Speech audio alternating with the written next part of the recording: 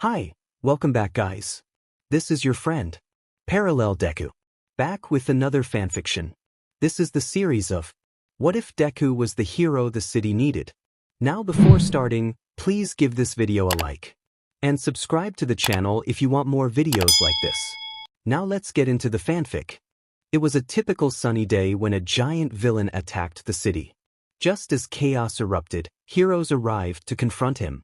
Amidst the battle, a stranger observed from a rooftop, noting that the civilians stood by, seemingly enjoying the spectacle as if it were a scene from a movie. The stranger thought to himself that it was strange how the civilians could find entertainment in the fight of these so-called heroes. He decided he needed to familiarize himself with the area to navigate it more easily. As he prepared to leave, he didn't notice that someone in the crowd had caught a glimpse of him. It was Izuku Midoriya, who wondered if he had really seen someone up there. Just then his watch beeped, reminding him he was running late for school.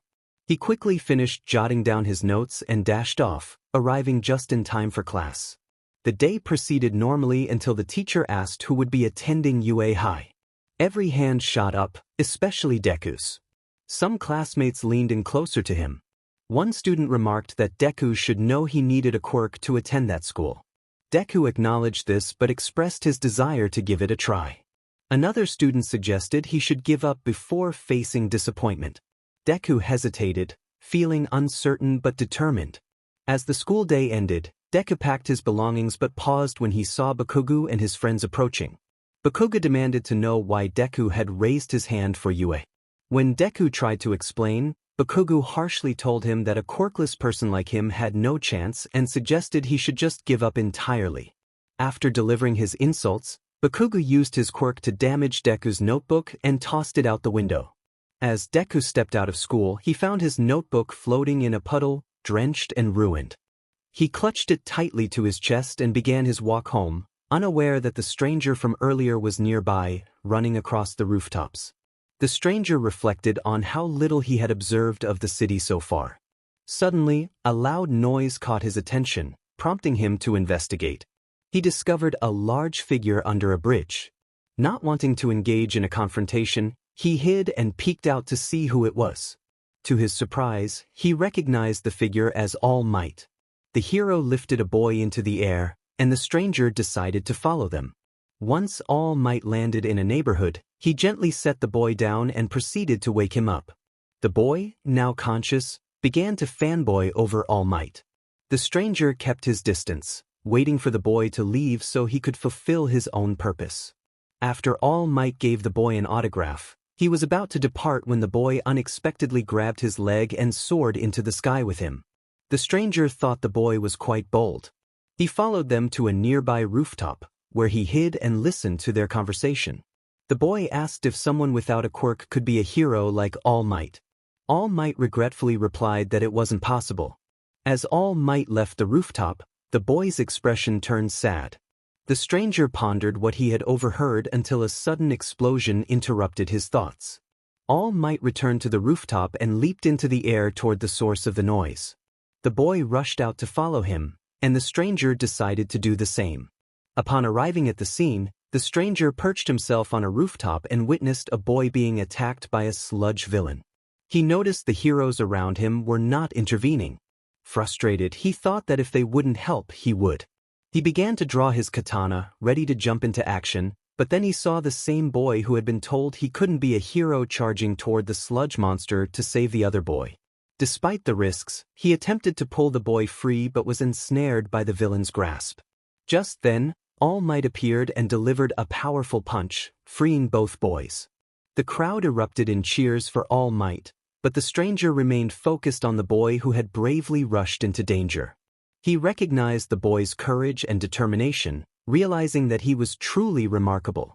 Deku ran into danger to save someone, hoping to be a hero, or perhaps even something greater. He needed to speak to the boy who had shown such bravery. After everything that had happened, Deku began walking home, but suddenly he was pulled off the street and taken to a rooftop. Disoriented, he struggled to get up and saw the stranger who had taken him, feeling a surge of fear. The stranger asked why Deku had rushed toward the sludge monster. Deku explained that his childhood friend was in danger, and none of the heroes were acting, so he decided to step in himself even though he felt he wasn't strong enough. The stranger remarked that whether Deku was foolish or brave, it was clear he possessed a courage that surpassed that of many heroes. Deku was surprised by the stranger's words. The stranger then expressed a desire to train Deku to become a vigilante, suggesting that it was a path greater than that of a hero. He encouraged Deku to take his hand and promised to teach him techniques that would empower him. Deku contemplated this decision, recalling all the times he had been told he could never be a hero. After a moment of reflection, he reached out and grasped the stranger's hand. The stranger introduced himself as Stain and declared that Deku would now call him sensei. From that day forward, the quirkless boy Izuku Midoriya became a student of Stain. Following their agreement, Stain instructed Deku to head to a specific location to begin his training. The journey involved taking a train and a bus, leading him to a shady part of the city filled with abandoned buildings, remnants of battles between heroes and villains. Eventually, he arrived at an abandoned warehouse, the address Stain had provided. Cautiously, he stepped inside and began to look around. Deku felt a sudden thump behind him and turned slowly, seeing no one. When he turned back around, he was met with a fist to the face that knocked him off his feet. As he got up, he saw Stain standing over him. Stain reminded him of the first rule: never let your guard down. He grabbed Deku by his shirt and lifted him back to his feet, brushing him off. Deku asked if Stain really needed to hit him, to which Stain replied that it was the quickest way to learn the lesson. He then emphasized the importance of listening to him, even if it sounded crazy. Deku nodded in agreement. Stain then pulled out his sword and pointed it at Deku's face, filling him with fear. But as Stain told him not to die, Deku felt the fear fade and was replaced with joy. He promised not to let Stain down, but Stain playfully hit him on the head with the hilt of his sword, insisting he should call him sensei. Deku apologized and promised to remember. Stain began the training by instructing Deku to stand on one foot on a beam. Confused, Deku questioned how this was training. Stain explained it would help with balance and reflexes. When Deku expressed skepticism about how it would improve his reflexes, Stain assured him he would see. He then grabbed a basket filled with tomatoes and started throwing them at Deku. Deku managed to dodge 3, but the 4th hit him in the face, causing him to fall off the beam and land on some sandbags below. Stain approached him, wiping the tomato off his face and asking if he understood the importance of reflexes. Deku admitted he did. Stain instructed Deku to get up and follow him to the next training area, which was filled with obstacles. Stain handed Deku a black jacket that had a strong odor. Despite the smell, Deku put it on, asking why he needed to wear it. Stain explained it was to help build his stamina by running.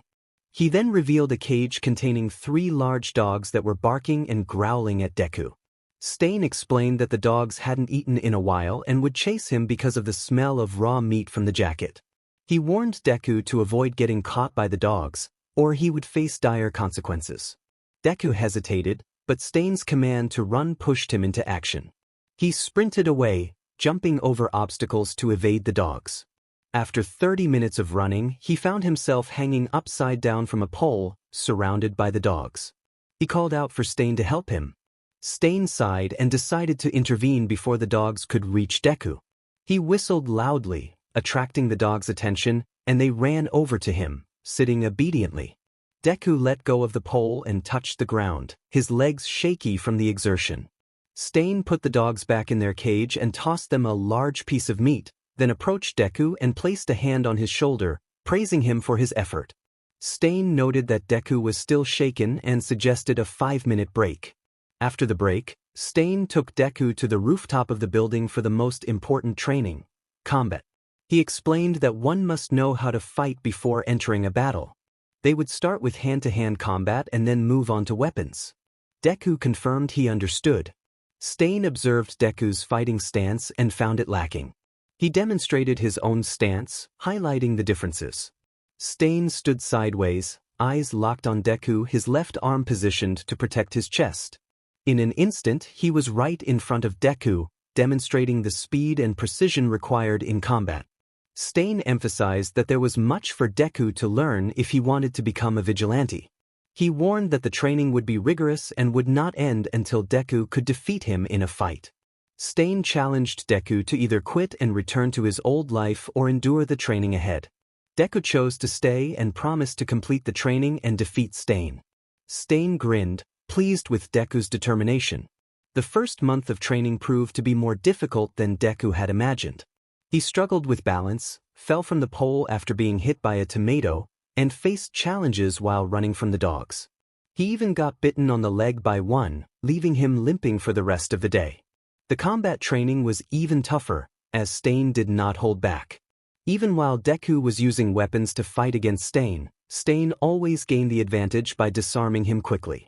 However, even after their training sessions, when Deku was completely exhausted, Stain would patch him up and offer advice on techniques and strategies he should work on. By the second month, Deku was more prepared than ever. During his training focused on balancing and dodging, he managed to evade nearly all the tomatoes Stain threw at him, though he still needed to improve his balance. During the dog run, Deku used his surroundings to escape from the dogs as best as he could. He nearly outran them until he tripped over his own leg and fell. Just as the dogs were about to reach him, Stain intervened, preventing any harm. In combat training, Deku showed significant improvement in hand-to-hand combat, even managing to graze Stain's cheek with his fist. While he was decent with a sword and knives, he excelled with a bow staff and batons. Thanks to the stamina training he endured, he could keep up with Stain's sword fighting using the bow staff, but Stain's extensive training still made him a formidable opponent. When the third month arrived, Deku trained tirelessly with Stain until sunset.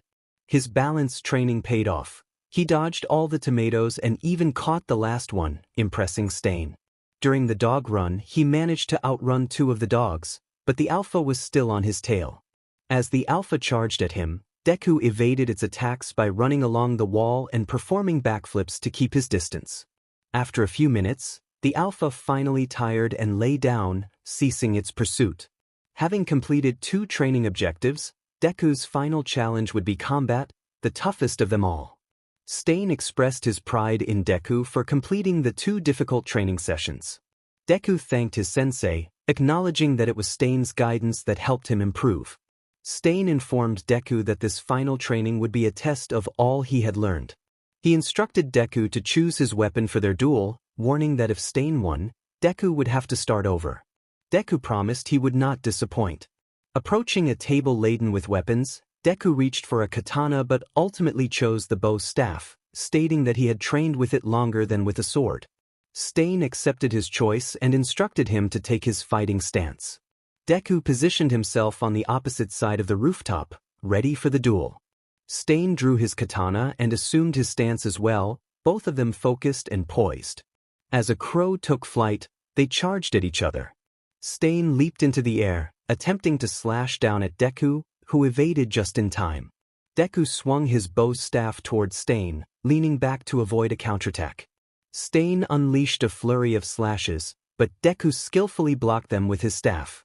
When Stain attempted another strike, Deku ducked and tried to trip him, but Stain anticipated this and jumped over the pit.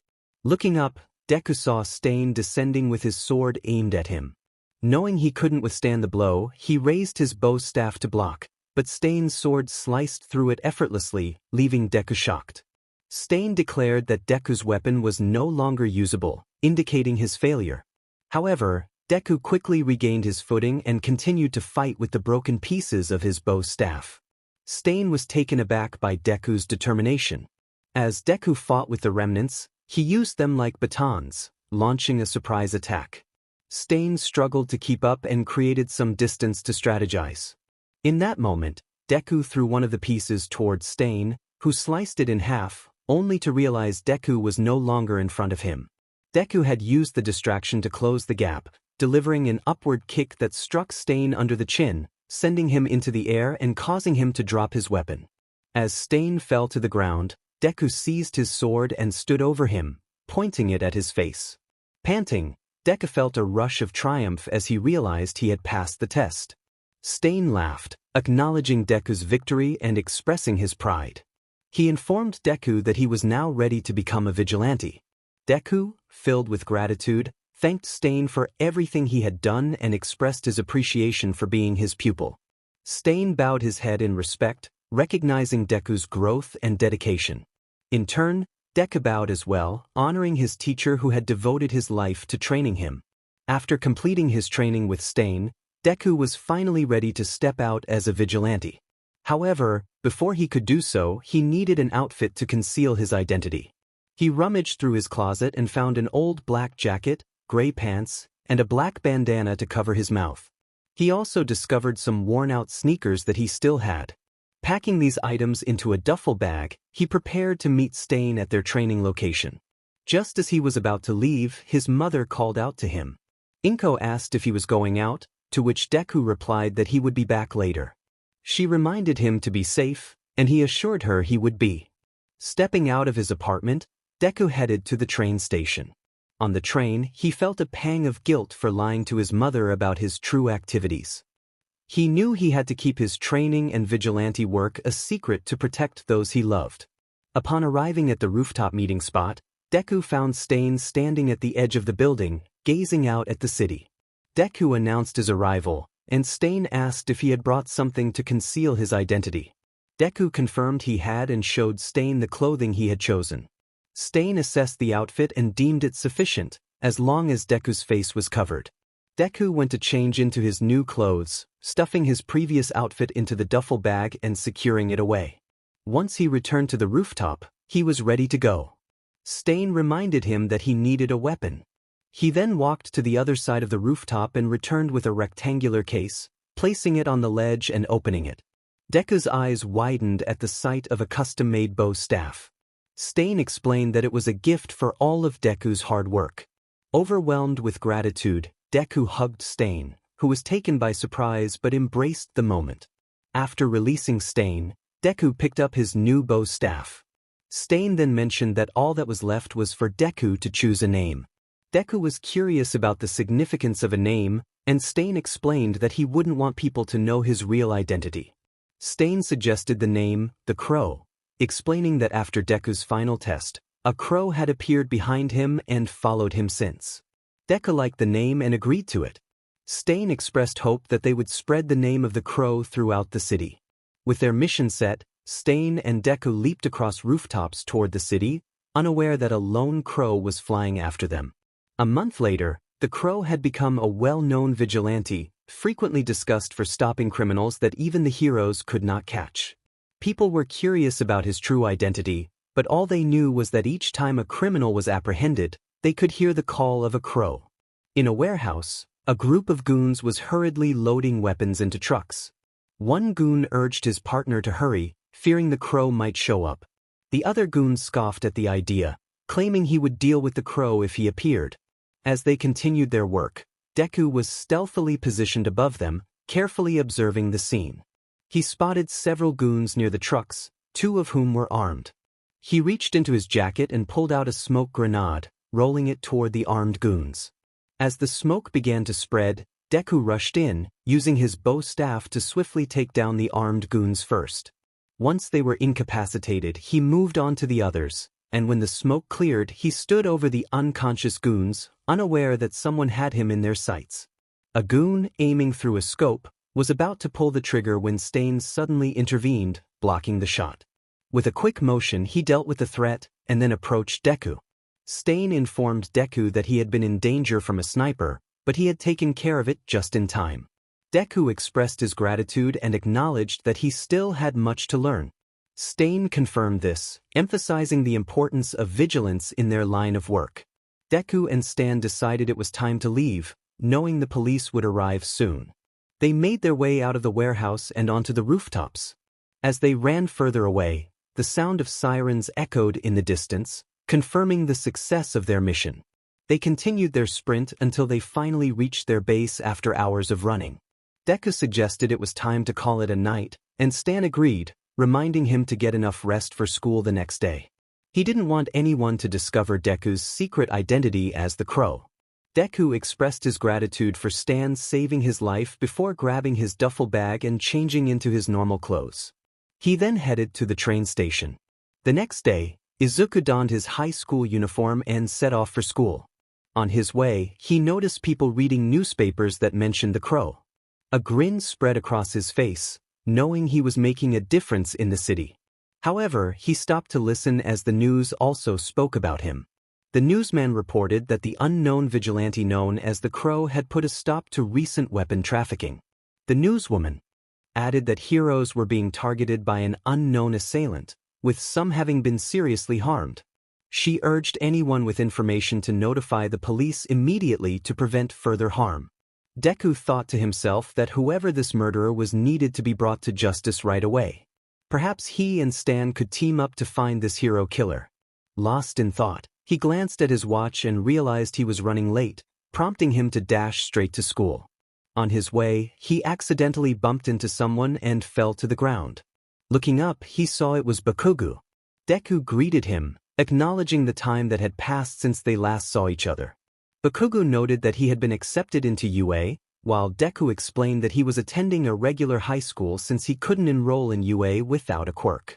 Just then, another student in a UA uniform with spiky red hair approached and greeted Bakugo enthusiastically. Bakugo, annoyed, told him not to touch him. Kirishima, the red-haired student, introduced himself to Deku, who shared that he was Bakugo's old classmate. As Deku excused himself to head to school, Kirishima commented on what a nice guy he was, to which Bakugo retorted that there was nothing to say about Deku. After their brief encounter, Bakugo found himself reflecting on how Deku had been taking care of himself.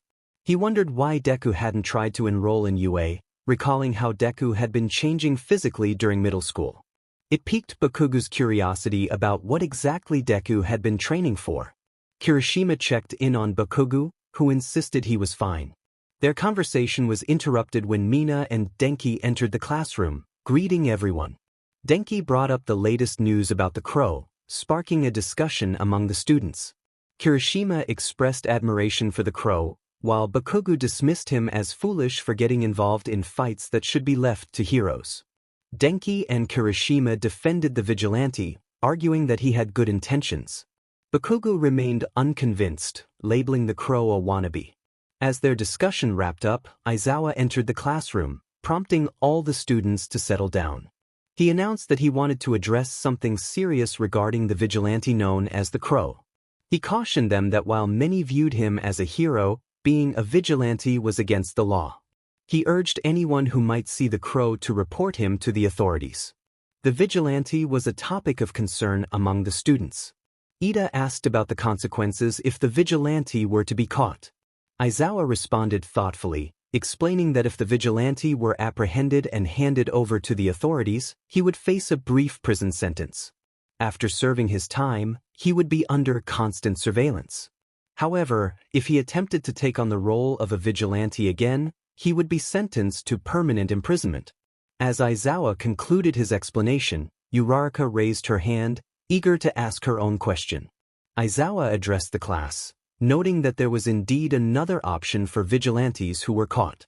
He explained that becoming a hero was a possibility, but many vigilantes captured often chose prison instead, driven by their own motives. Bakugo raised his hand, eager to ask a question about what would happen if he took down a vigilante himself. Aizawa cautioned that it was unwise for a UA student to confront a trained vigilante alone, as they could easily end up injured. Tsu then asked what they should do if they encountered a vigilante. Aizawa warned them not to attack, as they would likely be overpowered and left hurt. After Aizawa's stern words, the class fell silent. He noted that there were no more questions and instructed everyone to take out their textbooks and turn to page after a long day at UA. Class 1A prepared to head home. However, Ochako Uraraka stayed behind to finish some classwork.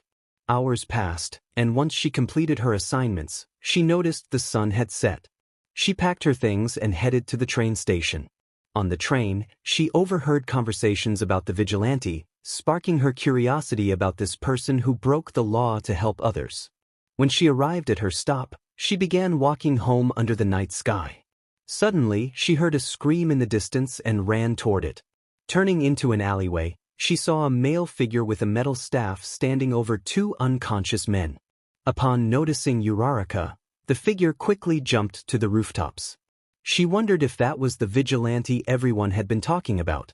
Spotting a frightened girl in the alley, Uraraka rushed to comfort her and called the police. Minutes later, the police arrived, took the unconscious men into custody, and escorted the young girl home. Meanwhile, the crow observed from a nearby rooftop. Deku thought it was fortunate that Uraraka had called the police. Suddenly, he heard footsteps behind him and turned to see Stain. He greeted his sensei, asking if he had completed his task. Stain confirmed he had, noting the police presence indicated that Deku had stopped some trouble. Deku explained how he had intervened when two muggers tried to rob a young girl. Stain praised him and urged him to move on, as there were more criminals to deal with. The two of them ran across the rooftops, managing to stop a few more muggers and a purse snatcher before finding no more criminals. Stain remarked that the night had been calmer than expected. When Deku asked if they were calling it a night, Stain confirmed and instructed him to hurry home. Before leaving, Deku wanted to discuss the hero killer who had been in the news. He suggested they could work together to stop him, but Stain firmly refused, stating that the hero killer was too powerful. Deku, surprised by Stain's outburst, walked toward the rooftop door. He paused at the entrance, asking if he could have a day off next weekend for the UA Sports Festival. Stain reluctantly agreed, mentioning he had other business to attend to. Grateful, Deku thanked him and promised to see him the next night. As Deku changed and headed to the train station, Stain remained on the rooftop, gazing at the city in peace. His moment of solitude was interrupted when a crow landed nearby. Stain acknowledged the crow's arrival, suspecting it knew about his true activities. The crow cawed and then flew off in the direction Deku had gone. Stain watched it leave with a menacing glare, pulled out a notebook and crossed out a name. He then wrote down another name, Tensei Ida, also known as Ingenium. As Deku's weekend began, he prepared for the UA Sports Festival, finishing up his preparations before heading to the front door to put on his shoes. Inko approached her son, expressing surprise at how much he had grown. She placed her hand on his cheek and smiled, saying everything was all right. Izuku reassured her and hugged her before heading out. He stepped out of their apartment and made his way to the train station for UA. While waiting for his train, he overheard conversations about the hero killer, a topic that had been circulating since last week. Izuku felt a strong desire to find the hero killer before anyone else got hurt, but Stain had warned him against searching for the villain, becoming distant ever since. Izuku thought about his mentor, hoping they could resolve their issues soon. When the train arrived, he boarded, and the discussions about the hero killer continued during the ride. Upon arriving at UA, he noticed a large crowd entering the entrance. Inside, he followed the throng to the stadium where the sports festival was being held. His eyes widened at the sight of the giant stadium, filled with excitement for the event he had always dreamed of attending. As the festival was about to begin, Izuku wandered around, grabbing some food from vendors to pass the time. He was thrilled to meet Mount Lady and even got a picture with her. Checking the time, he realized it was almost time for the events to start, so he headed to the stadium and found a good seat to watch the games. As the event commenced, he spotted his classmates, including Bakugo, and felt a rush of anticipation. The first event was an obstacle race, and the competition was fierce. Bakugo was close to the finish line when a student with white and red hair surged ahead to claim first place. The announcer revealed that the winner was Shoto Todoroki, leaving Izuku surprised that he had managed to beat Bakugo. He reflected on their school days, recalling how Todoroki had always been a fast runner. After the obstacle race, the second event was the cavalry battle, where teams of 4 competed to steal headbands. Todoroki, having won the previous event, held the headband with the most points. Many students attempted to take it, but Todoroki skillfully used his ice quirk to defend himself. By the end of the event, he had successfully retained his headband while others collected numerous points to advance to the final event. During a short break before the final event, Izuku decided to get a drink from a vending machine. As he leaned against the wall, he pondered what Stain might be doing at that moment. Suddenly, he heard a familiar voice. Bakugo approached him, questioning what he was doing there. Izuku explained that he came to see the sports festival and admired how hard everyone, including Bakugo, was pushing themselves. Bakugo insisted he would win because he was the best, and Izuku smiled at his determination. After their brief exchange, Izuku returned to his seat as the final event began. The matches were intense, and one ended quickly with a student named Shinso, who had purple hair, winning without even touching his opponent. The next match featured Shinso against Todoroki, and once again, Shinso emerged victorious. Izuku was puzzled by how Shinso was winning without physical contact. The final battle was set between Bakugo and Shinso.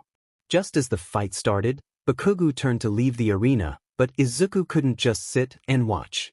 He jumped up and called out to Bakugo, urging him to stay. Bakugo snapped back to focus, confronting Shinso with determination, refusing to let anyone take control of him. Deku heard a scream and saw Shinso. In his mind, Shinso thought that Deku must have done something to stop Bakugo from stepping out of the ring. Bakugo, eager to finish the match, urged Shinso to get it over with. Knowing he couldn't win against Bakugo, Shinso raised his hands in surrender. Bakugo halted at the sound of Shinso's words, and the teachers declared Bakugo the winner of the sports festival, with Shinso in second place and Todoroki in third. As Bakugo stood on the podium, he glanced in the direction of Deku, reflecting on how he couldn't believe that Deku was the one who had saved him. As the sports festival concluded, Deku walked out of the stadium with a happy expression. However, he felt his phone vibrate in his pocket. He pulled it out and was shocked to discover that the hero Ingenium had been paralyzed by the hero killer. As he read the news, he saw a clear picture of the hero killer's identity. When Deku recognized who it was, he dropped his phone, which landed on the ground. Realizing the truth about his former mentor, Deku rushed to the base to confront Stain. As he ran, he reflected on the time he spent with Stain, realizing too late that the person he admired was also the one responsible for killing heroes. He arrived at the base as the sun was setting and shouted for Stain to show himself. Stain appeared above him, landing silently behind Deku. Reacting quickly, Deku turned and attempted a sideways kick, but Stain caught his ankle, stopping him. Stain questioned why Deku was there, noting that he thought Deku had taken the day off. Deku glared at him, filled with anger, realizing that the man he once admired was the hero killer. He declared that he knew Stain's true identity and what he had done. Stain acknowledged that his secret was out and pushed Deku away, asking what he intended to do about it. Deku vowed to stop him, to which Stain responded with a challenge. Deku charged at Stain, launching a series of kicks, but Stain effortlessly blocked and dodged each attack. Switching to punches, Deku found that Stain continued to evade him with ease. It became clear to Deku that Stain was not even trying to fight back, merely standing in place to defend himself. Realizing he needed a new strategy, Deku took a step back to think. In his mind, Deku recalled that he had defeated Stain before and knew how he fought. However, every time he attacked, Stain countered without effort. Stain taunted him, suggesting that he should give up. Deku was taken aback, wondering how Stain could read his thoughts. Stain continued, stating that the smart choice would be to walk away, but warned that if Deku persisted he would end up hurt. Deku refused to back down, declaring that he would stop Stain no matter the cost. In an instant, Stain was right in front of Deku, his gaze intense. He questioned if Deku was truly willing to sacrifice his life to stop him. Without warning, Stain kneed Deku in the stomach, sending him flying across the room. As Deku struggled to get up, he felt the effects of the blow and was overwhelmed. Stain commanded him to rise, and despite the pain, Deku managed to stand again, ready to fight. As Deku took his fighting stance, Stain rushed at him and landed a punch that knocked him down once more. Stain repeated his command for Deku to get up. Spitting out blood, Deku pushed himself back to his feet. Stain charged again, but this time Deku managed to dodge and land a punch on Stain, though it had no effect. Stain seized Deku's wrist, squeezing tightly, causing him to cry out in pain. When Stain released him, Deku looked into his eyes, filled with fear. Stain called Deku pathetic and headbutt him, sending him to the ground again. Drawing his sword, Stain raised it above his head, preparing to strike down at Deku. Memories flooded Deku's mind, recalling the moments when Stain had been the only one to believe in him. As Stain plunged the sword downward, Deku closed his eyes, accepting his fate. However, when he opened them, he found the sword mere inches from his face, having missed him. Deku asked Stain why he hadn't killed him. Stain replied that Deku was a weakling who never stood a chance against him. He admitted to holding back during their training and even during the final test, allowing Deku to win for reasons he couldn't explain. Stain declared that someone like Deku deserved to die, but he would not take his life, stating that his blade did not need Deku's blood. With that, Stain sheathed his sword and began to walk away. Summoning his strength, Deku managed to rise one last time and called out to Stain, asking why he was doing this. Stain answered that those who called themselves heroes were nothing but fakes, claiming that the only true hero was All Might. Deku felt a surge of determination as he recalled the confrontation with Stain. He knew that if Stain ever came after him again, he would not hesitate to confront him, even if it meant facing his own teacher. After their last encounter, Deku had been struggling with his emotions, often staying home after school instead of patrolling the streets. However, the thought of Stain's actions weighed heavily on him. One day, while walking home from school, Deku noticed a news report about Stain and the chaos he was causing in the city of Hosu. The report mentioned recent sightings of Stain committing his crimes. This prompted Deku to change direction and head to the train station. Once he arrived, he quickly boarded a train that would take him back to the location where Stain had once trained him. After disembarking, Deku made his way to the base, but found it empty. As he wandered, he stumbled upon his duffel bag filled with his gear. Just then his phone vibrated in his pocket. It was another news report, this time stating that Hosu was under attack by strange creatures. Realizing that this was the same city where Stain had previously fought Ingenium, Deku grabbed his bag and changed into his gear. He retrieved his bow staff and made his way to the rooftop, leaping from building to building until he reached the nearest bullet train. As the train sped away, he clung to the railing, determined to reach Hosu. Upon arrival, he began to strategize how to safely disembark, but suddenly, the train was jolted to a stop as something crashed into it. Deku jumped down to investigate and was confronted by a massive creature with its brain exposed. Without hesitation, he leaped onto its back and moved his bow staff into the creature, causing it to collapse. He quickly extracted his weapon and made his way to the nearest rooftop, intent on finding Stain before he could harm another hero. As he ran across the rooftops, he spotted two figures observing the chaos from a water tower. Shigaraki, frustrated, demanded to know the whereabouts of the hero killer, while Kurogiri noticed something approaching from the train's direction. Shigaraki focused his binoculars on the figure in a black hoodie, questioning who it could be and vowing that they would meet a grim fate if they interfered. Deku continued his pursuit, witnessing the monsters wreaking havoc in the city. He wanted to assist the heroes but knew he had to locate Stain first. Remembering where Stain typically struck, he navigated the rooftops near the alleyways and soon spotted Stain preparing to execute a hero. In a moment of quick thinking, Deku pulled two smoke grenades from his bag, pulled the pins, and threw them toward Stain. As the red smoke filled the air, Stain noticed the incoming projectile.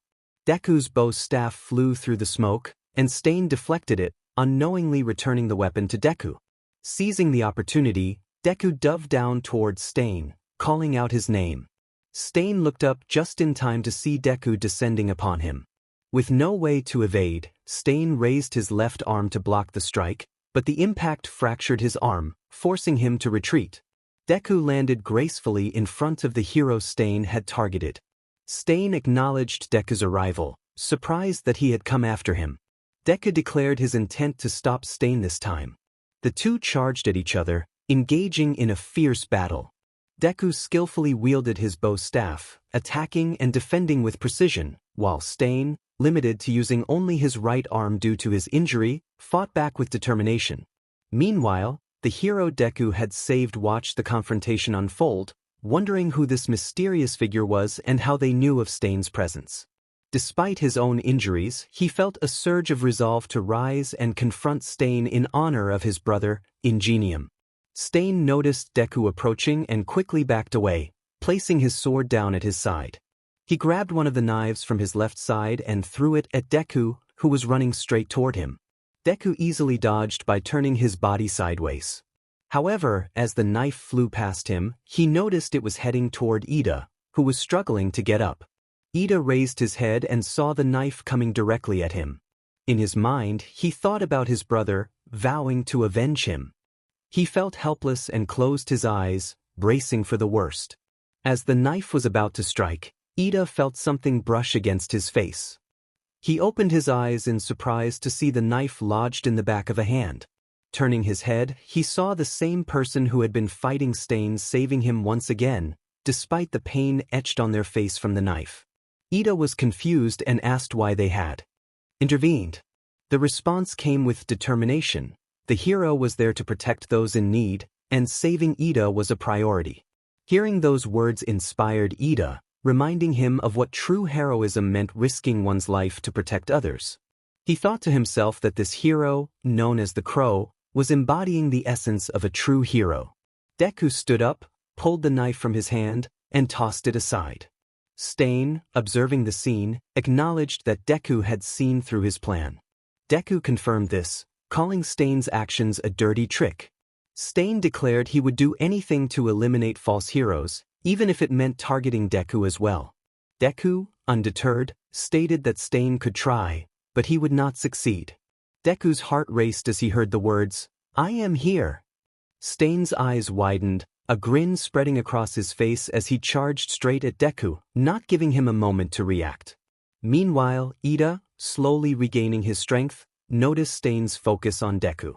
Seizing the opportunity, he powered up his engines and shouted, "Recipro burst!" In a flash, Ida dashed towards Stain, who was too late to react. Ida delivered a powerful kick to Stain's stomach, launching him into the air. Deku, quick to respond, leaped off the alley walls, positioning himself above Stain. He raised his bow staff and struck down on Stain's back, sending him crashing to the ground, where he fell unconscious. Deku stood over Stain's motionless body and spotted some rope hanging from a dumpster. He quickly tied Stain up, then secured his bow staff behind his back and hoisted Stain over his shoulder. Turning to Ida, who was on his knees recovering, Deku expressed his gratitude. After picking up Stain's sword from the ground, Deku began to leap from wall to wall, making his way to the rooftops with Stain still slung over his shoulder. Ida called out to him, but Deku was already gone. Moments later, Stain regained consciousness, realizing he was tied up on a rooftop. He looked ahead to see Deku sitting in front of a row of knives, holding his own sword. Stain smirked, asking what would happen next. Deku replied that he intended to turn him in. Stain laughed, reminding Deku that he was the one who trained him and would always be his sensei. Deku acknowledged this but insisted that it had to end there.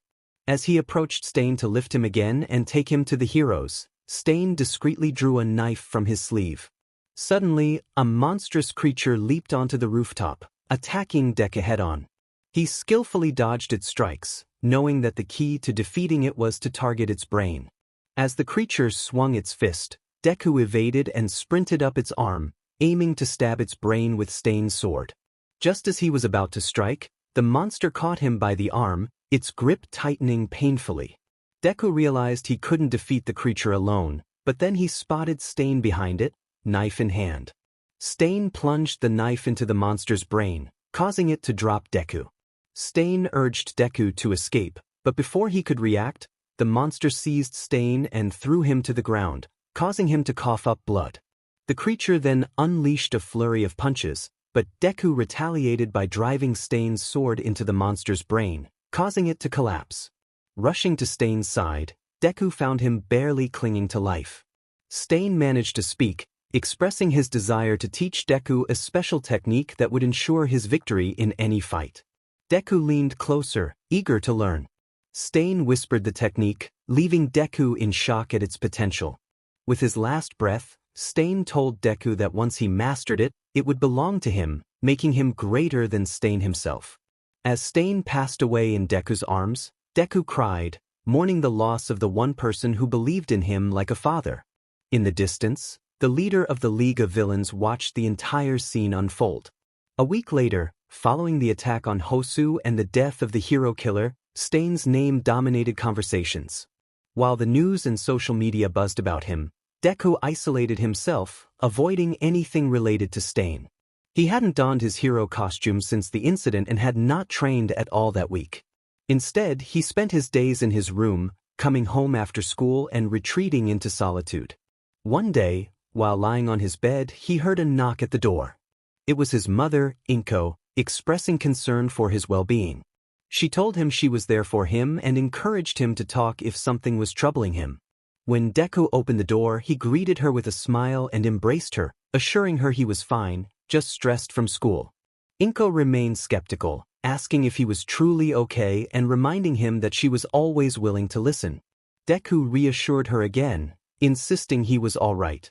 With a smile, Inko informed him that dinner would be ready soon, and Deku nodded in acknowledgement. Inko thanked her son once more before returning to the kitchen to finish cooking. Deku went back to his room and sat on his bed, feeling the same sadness he had before he opened the door to his mother. He knew he couldn't tell her the truth about being a vigilante and being trained by the infamous hero killer, so he chose to lie to spare her worry. A few minutes later, Inko finished preparing dinner, and they sat down at the dining table to eat. As they enjoyed their meal, they talked about their week. After dinner, they each went to their rooms to sleep. That night, Deku dreamed about Stain, recalling the intense training he had undergone to become a vigilante. Stain urged him to get up, emphasizing that they were just getting started. Deku acknowledged his sensei, feeling a mix of fear and excitement. The combat training was the toughest he had ever experienced, yet it was also the most enjoyable. Afterward, Stain complimented Deku on his progress and asked why he wanted to become a hero. Deku expressed his desire to save those in need, just like All Might, but felt discouraged by the sacrifices required to achieve that level of heroism. Stain reassured him, insisting that Deku had the potential to be great as well. Deku woke up, sitting up in bed with determination. He reflected on Stain's belief in him, vowing to respect that faith while holding on to his own convictions. After changing into his vigilante attire, he quietly left his apartment without waking Inko. He made his way to the train station and boarded the first train to the base. Upon arriving, he entered an empty room filled with the remnants of Stain's legacy, the mask, the swords, and his own bow staff. After changing, he bowed his head to the mask and swords, declaring his departure. Deku ascended to the rooftop. Gazing over the city, he was committed to protecting from the shadows. Just as he was about to leap into action, he spotted a crow flying overhead, heading toward the city. Inspired, he jumped from rooftop to rooftop, following the crow deeper into the urban landscape. Weeks passed since Deku had returned to the streets as the crow. Each night, he captured criminals and left them for the police, gaining attention. Some officers and heroes viewed him as an ally, while others saw him as a threat. Despite the mixed perceptions, Deku remained focused on his mission, continuing to fight in the shadows as Stain had taught him. One cool night, while perched on a rooftop, Deku heard a woman cry for help. He dashed across the rooftops toward the sound, arriving just in time to see two thugs cornering her in an alley. He jumped down behind them, brandishing his bow staff and declaring that their actions were over. The thugs turned, but instead of preparing to fight, they drew guns. An undercover officer ordered Deku to freeze, revealing that this was a police trap. Deku insisted he was on their side, but the officer labeled him a criminal for being a vigilante. Ignoring the commands, Deku quickly devised an escape plan. He pulled out a smoke grenade, throwing it at the officers. One of them shot the grenade, releasing a cloud of red smoke that obscured their vision. Seizing the opportunity, Deku leaped onto the alley walls and made his way back to the rooftop. As he fled, he heard the officers coughing in the smoke, realizing he had made it to the rooftops. However, he soon spotted a helicopter approaching, its spotlight searching for him. Panic surged through him as he ran faster, trying to evade the aircraft. The helicopter maintained its pursuit, and he could hear the pilot coordinating with an officer armed with a rifle, waiting for a clear shot. Deku continued to sprint across the rooftops, his mind racing for a way to shake off the helicopter. Ahead, he noticed a large gap between buildings, but he was determined not to let anything stop him. Running, he began to sprint, gathering enough speed to leap toward the building ahead. As his right foot landed on the edge, he propelled himself into the air, confident he would make it. However, in that moment, A loud bang echoed, and he felt a sharp pain in his shoulder. He fell into the narrow alleyway between the two buildings. A police officer announced that he had the target, while a pilot confirmed they would find a safe place to land for the pickup. As the helicopter flew away, Deku found himself lying on a pile of garbage bags, the pain from the bullet wound in his shoulder overwhelming him. He felt immobilized by the agony. Determined to escape, he thought to himself that he had to get up and leave before they caught him. With great effort, he lifted himself from the garbage and leaned against the alley wall, starting to walk. Each step caused blood to seep from his shoulder wound, trickling down his arm and dripping from his fingertips. He urged himself to keep moving, knowing he couldn't let them catch him. As he spotted the way out of the alley, his vision began to blur. He reassured himself that he was almost there. But just as he took a few more steps, he lost his balance and started to fall. In that moment, he caught a glimpse of a figure walking past the alley, and he called out for help. Once Deku fell to the ground, the figure he had seen turned their head and noticed his body.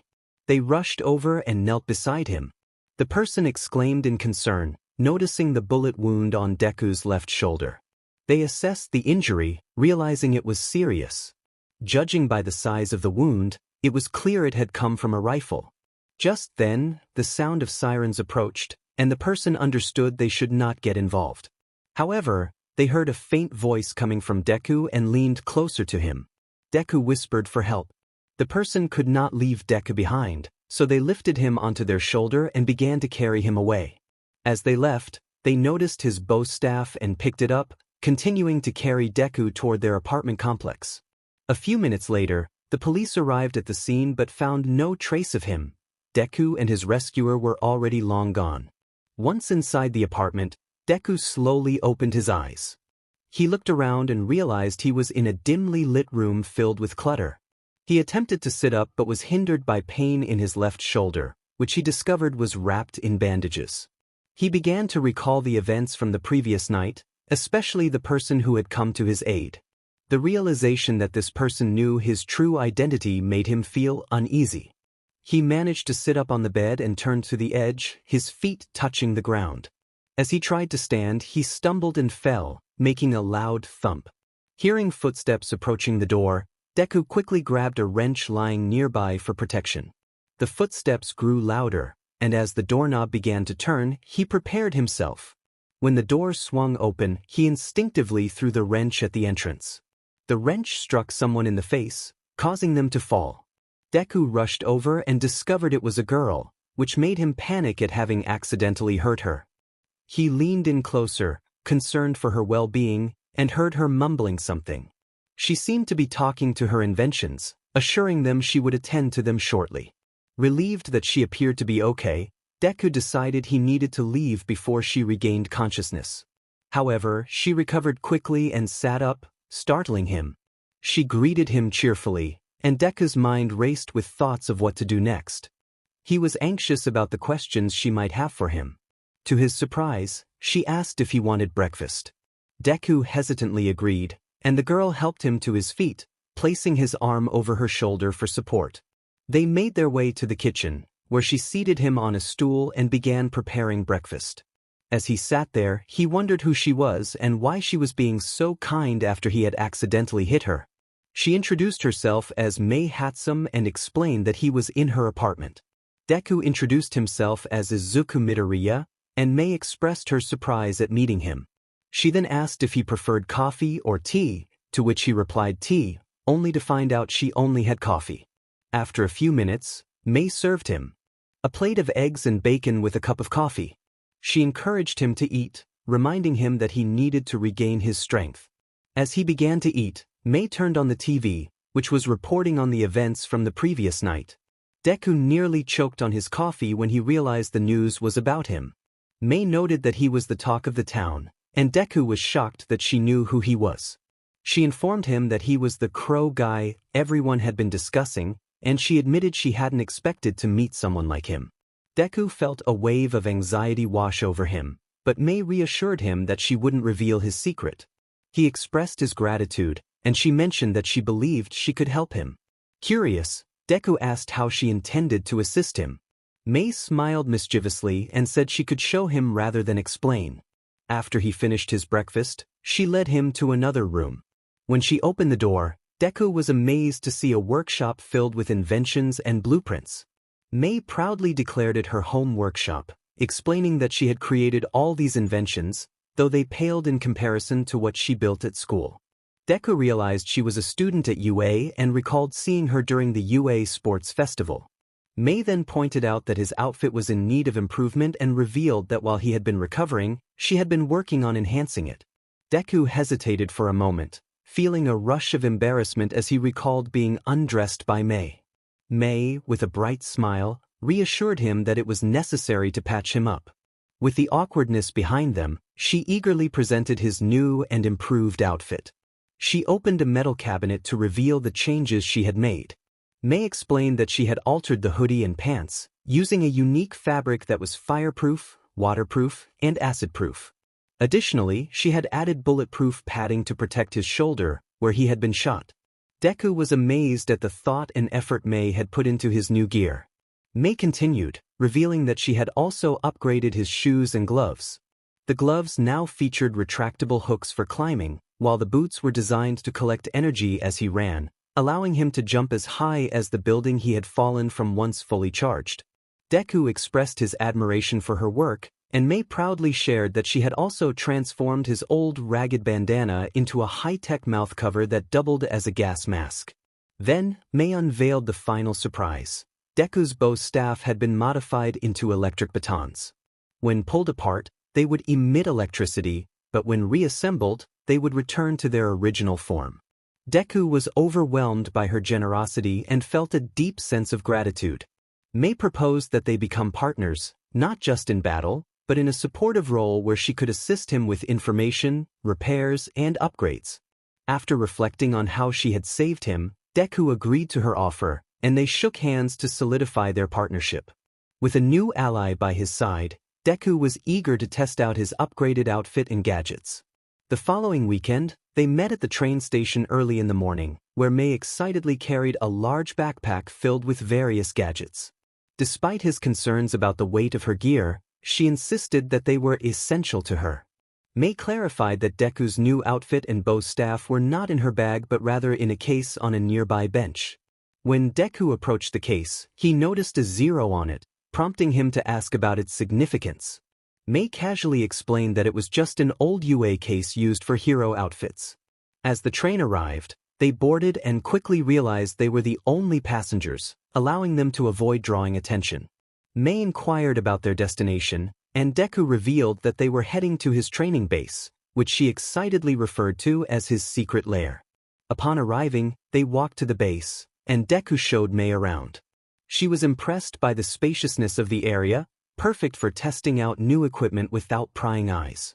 Deku suggested they try out the new outfit and bow staff, and May encouraged him to change in a nearby room.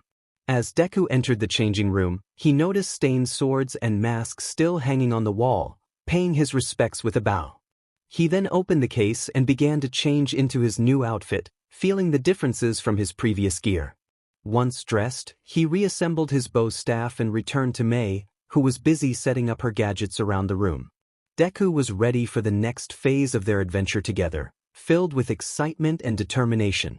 Deku admired the new outfit May had created for him, noting how well it fit and how comfortable it felt. May suggested they give it a test run, and Deku eagerly agreed. She instructed him to run toward the wall at the end of the room and jump as high as he could, reminding him to touch the wall with the palms of his hands if he got close. Deku placed his bow staff down and sprinted toward the wall.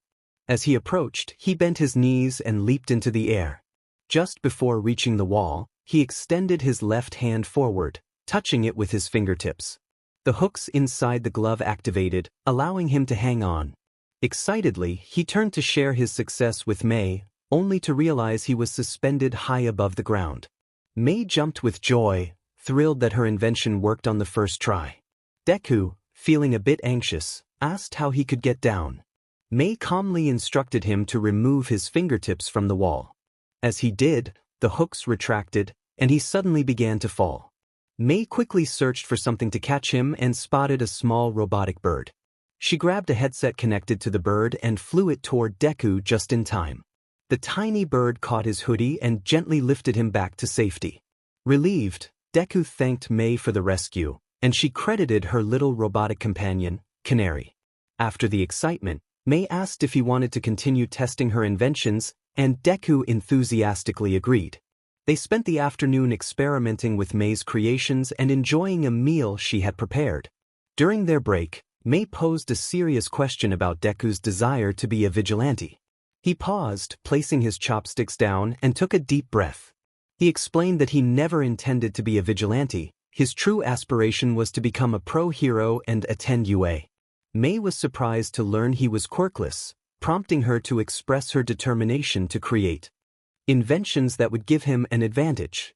Deku felt grateful for Mei's dedication as his partner. They resumed their activities, testing more of her inventions until the evening. Exhausted, Deku lay on the ground, breathing heavily. Mei asked if he could continue testing, but he admitted he was too tired. She expressed disappointment but acknowledged his hard work and suggested they pack up and go for dinner. Deku suddenly remembered he was supposed to help his mother prepare dinner and rushed to change. Mei, curious about what he had forgotten, learned that he had lost track of time. She then asked if she could tag along, explaining that she often didn't have homemade dinners waiting for her. Deku agreed, and they quickly packed up her inventions together. Once they finished, Deku carried the bag to the changing room, and they hurried to the train station. After an hour-long ride, they arrived at Deku's apartment complex. As they entered, Inko stepped out of the kitchen and noticed her son with a young girl beside him.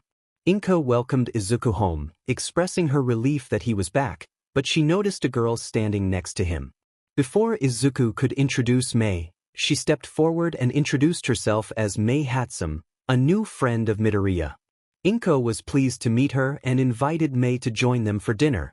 Izuku confirmed that she would be staying, and Inko went to set up a seat for her. Mei complimented the delicious aroma coming from the kitchen, and Inko graciously accepted the praise. As they were about to enter the dining room, Izuku gently pulled Mei back, reminding her that his mother was unaware of his vigilante activities and that they needed to keep that a secret. Mei assured him that she would keep quiet. They then sat down at the dining table, where they enjoyed the meal that Inko had prepared. During dinner, Inko brought up the relationship between Izuku and Mei, but they both insisted they were just friends, carefully avoiding any mention of Izuku's secret life. After finishing dinner, Izuku and Mei headed to the train station for her to go home. Mei expressed how delicious the dinner was, and Izuku was glad she enjoyed it. Mei then asked about the outfit and equipment she had given him. Izuku explained that he planned to search for the League of Villains, the group responsible for the attack on his home and the loss of his mentor. Mei realized he would need more help than she initially thought and suggested that since he was known as the Crow, she should have a code name too. She proposed the Canary, which Izuku liked. They agreed to start their mission the following night. A few days later, Izuku returned to the streets as the Crow, equipped with a new outfit and upgraded gear. Despite the police patrolling the area searching for him, he felt secure knowing Mei was watching over him from their base, controlling her robotic canary to gather information. As Izuku patrolled the streets, he communicated with Mei through an earpiece she had provided. Mei informed him that the criminal they were tracking was nearby, located 5 blocks ahead in a small hotel.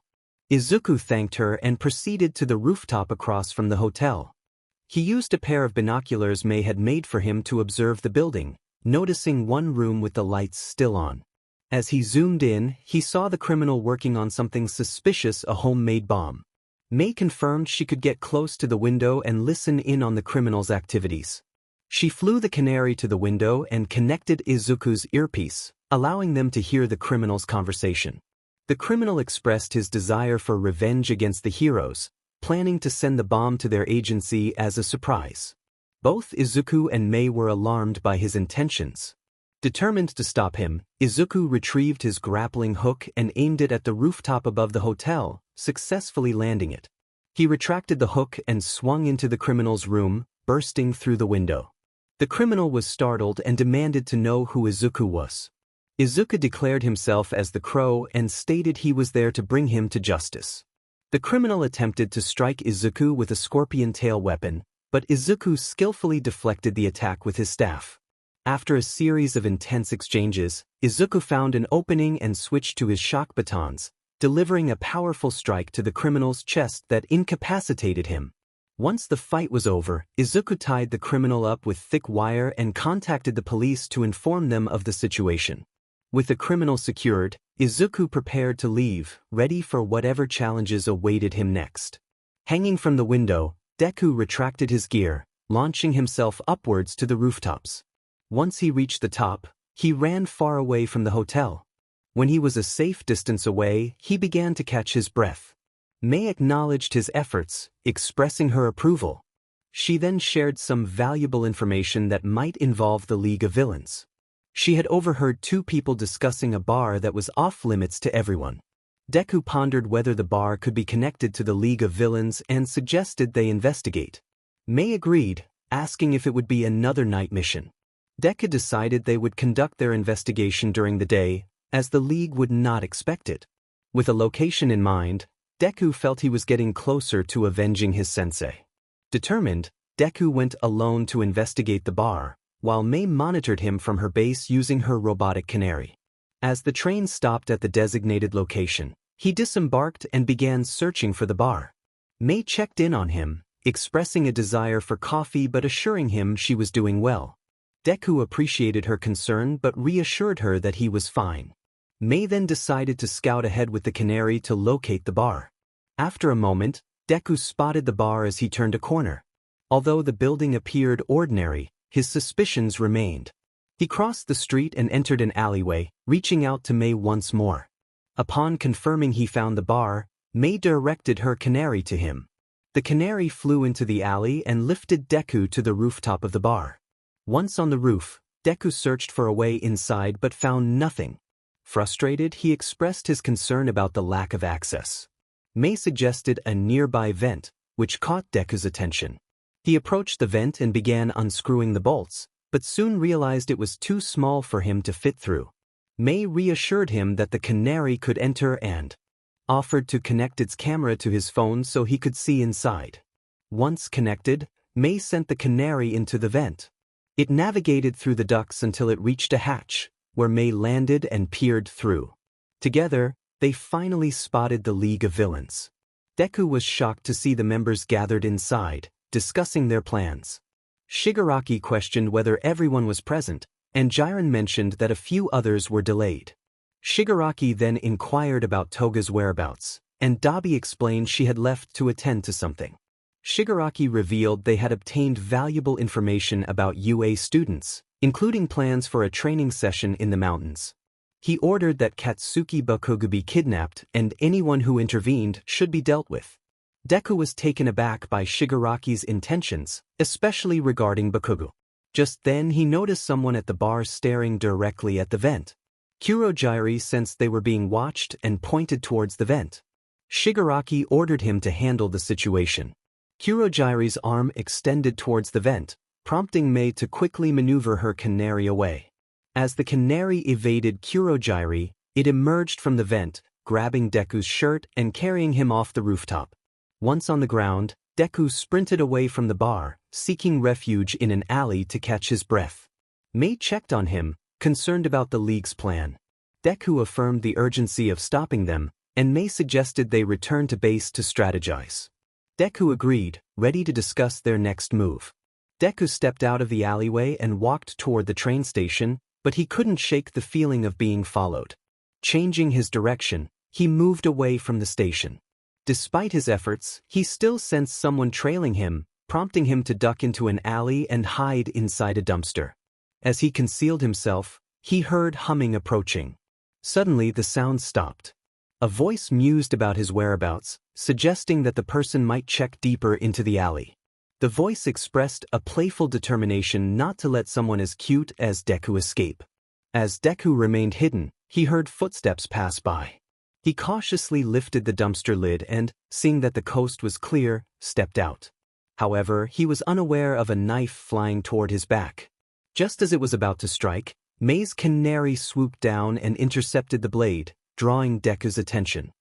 He turned to see the canary on the ground, sparking slightly. Looking up, he finally spotted the girl who had been following him. She wore a school uniform and introduced herself as Himiko Toga.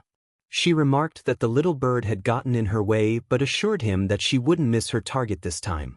A knife emerged from her sleeve, and she hurled it at Deku. Reacting quickly, he turned sideways and caught the knife, then threw it back at her. Toga bent backward, narrowly avoiding the blade, and smiled at the thrill of the near miss. When she straightened up, she found that Deku and the canary had vanished. She expressed disappointment that he had run away just when she thought they could have fun together, but she felt certain they would meet again. After learning about the League of Villains' plans and having that encounter with Toga, Deku and Mei began to devise a strategy to address the situation. Since Mei attended UA, she was aware of when the Hero Corps students would head to the mountains for training, which was valuable information. They had ample time to prepare for their mission. Days passed, and finally, the Hero Corps students departed UA for the mountains. Deku and Mei rose early and boarded a bus heading to the same location. Before leaving, Deku informed his mother that he would be spending a few days in the mountains with friends, which delighted her. She stayed up late preparing meals for him and his companions. As the bus ride progressed, Deku grew impatient but managed to remain calm.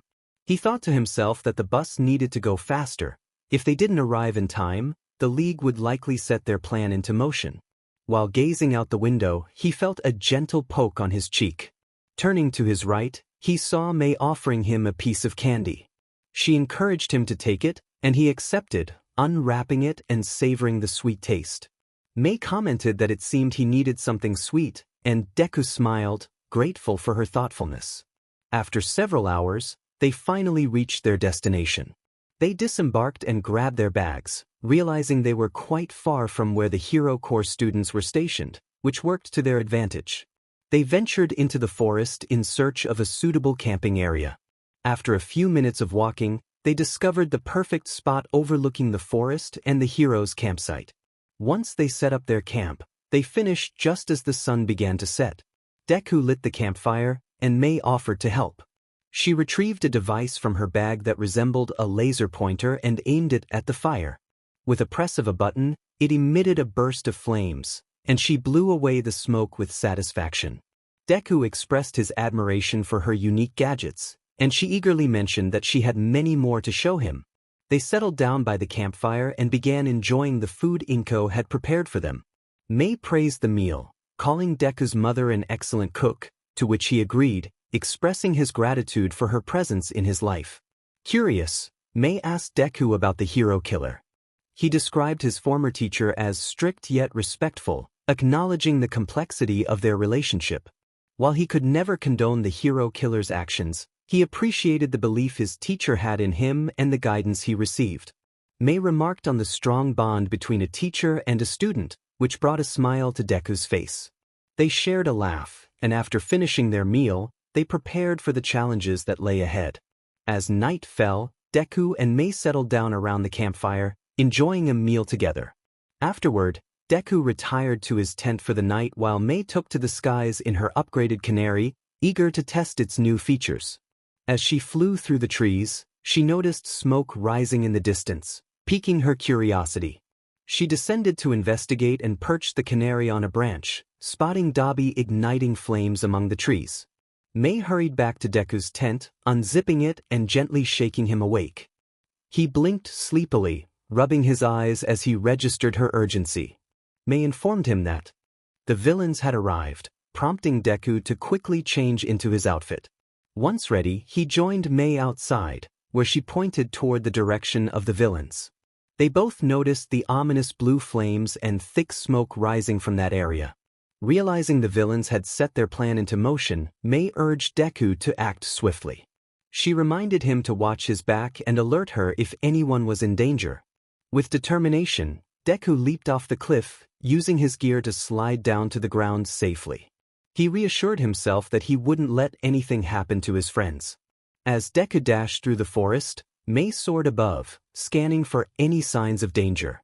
Suddenly, a scream pierced the air, and she focused her attention on the source. Using the canary's enhanced vision, she spotted a large man in a cloak threatening a small boy. Concerned, she contacted Deku, informing him of the situation and urging him to hurry. She planned to distract the villain while he reached the child. Mei flew closer, just in time to see the man preparing to strike the boy. Acting quickly, she commanded the canary to shoot out cables, which latched onto the villain's arm. A surge of electricity coursed through the cables, halting the man's attack. However, he quickly yanked the cables free, searching for the source of the interference. Determined, the villain threatened the boy, prompting Mei to dive toward him.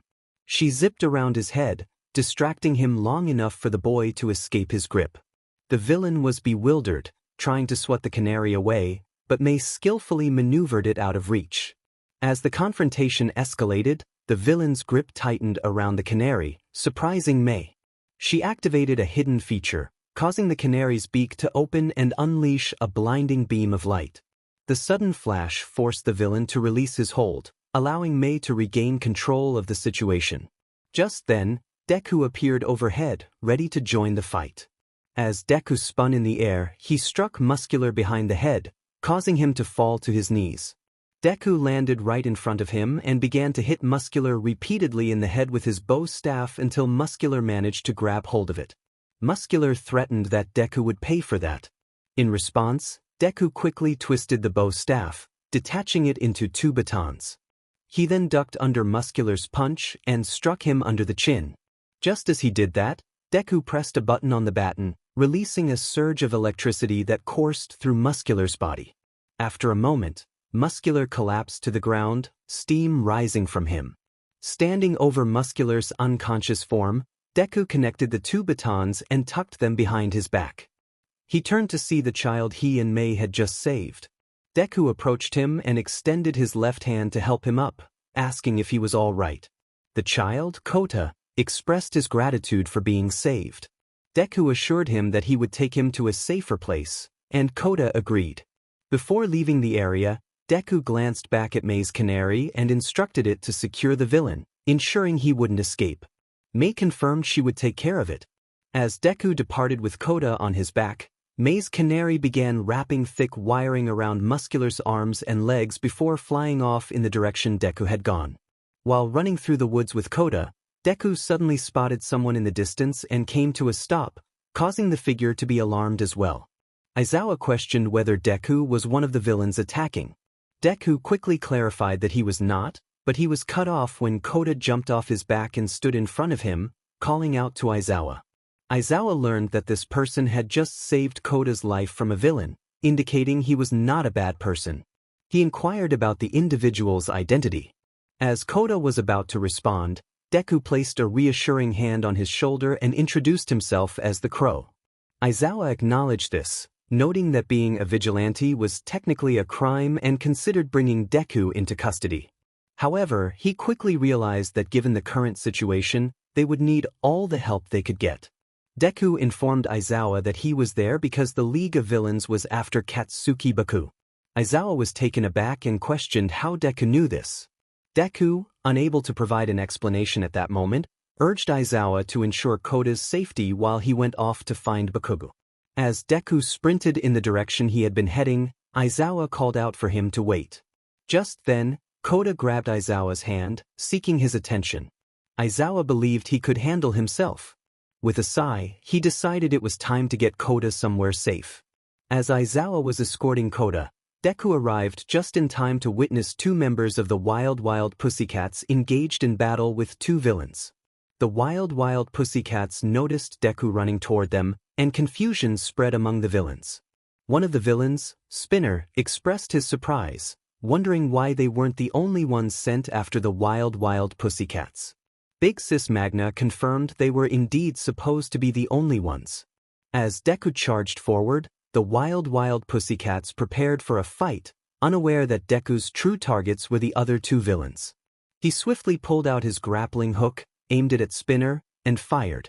Spinner, wielding a large sword made of blades, attempted to shield himself, but the grappling hook wrapped around his sword, catching him off guard. With a strong pull, Deku disarmed Spinner, sending his sword clattering to the ground. Big Sis Magna couldn't believe Spinner had let Deku take his weapon so easily, while Spinner stammered that he hadn't known Deku's intentions. Magna urged Spinner to retrieve his sword quickly. As Spinner rushed toward Deku to reclaim his weapon, Deku pulled out his bow staff. Just as Spinner bent down to grab his sword, Deku struck him on the side of the face with the staff. Spinner shook off the hit, rising to his feet with a furious expression. He demanded Deku return his sword for a fair fight. Deku, recognizing the unfairness of the situation, surprised Spinner by sliding his sword back to him. Spinner picked it up, readying himself for battle. The two charged at each other, their weapons clashing in a fierce exchange. Meanwhile, Magna considered helping Spinner but was suddenly intercepted by Tiger, who reminded her that he was her opponent. As Deku and Spinner continued their duel, Deku noted Spinner's resemblance to Stain. They exchanged glances and Deku questioned why Spinner dressed like him. Spinner proclaimed he was spreading Stain's teachings, which angered Deku as he recalled his fallen mentor. Deku insisted Spinner knew nothing about Stain, pushing Spinner's sword upward, causing him to stagger back. Seizing the moment, Deku twisted his bow staff into electric batons and shocked Spinner in the chest.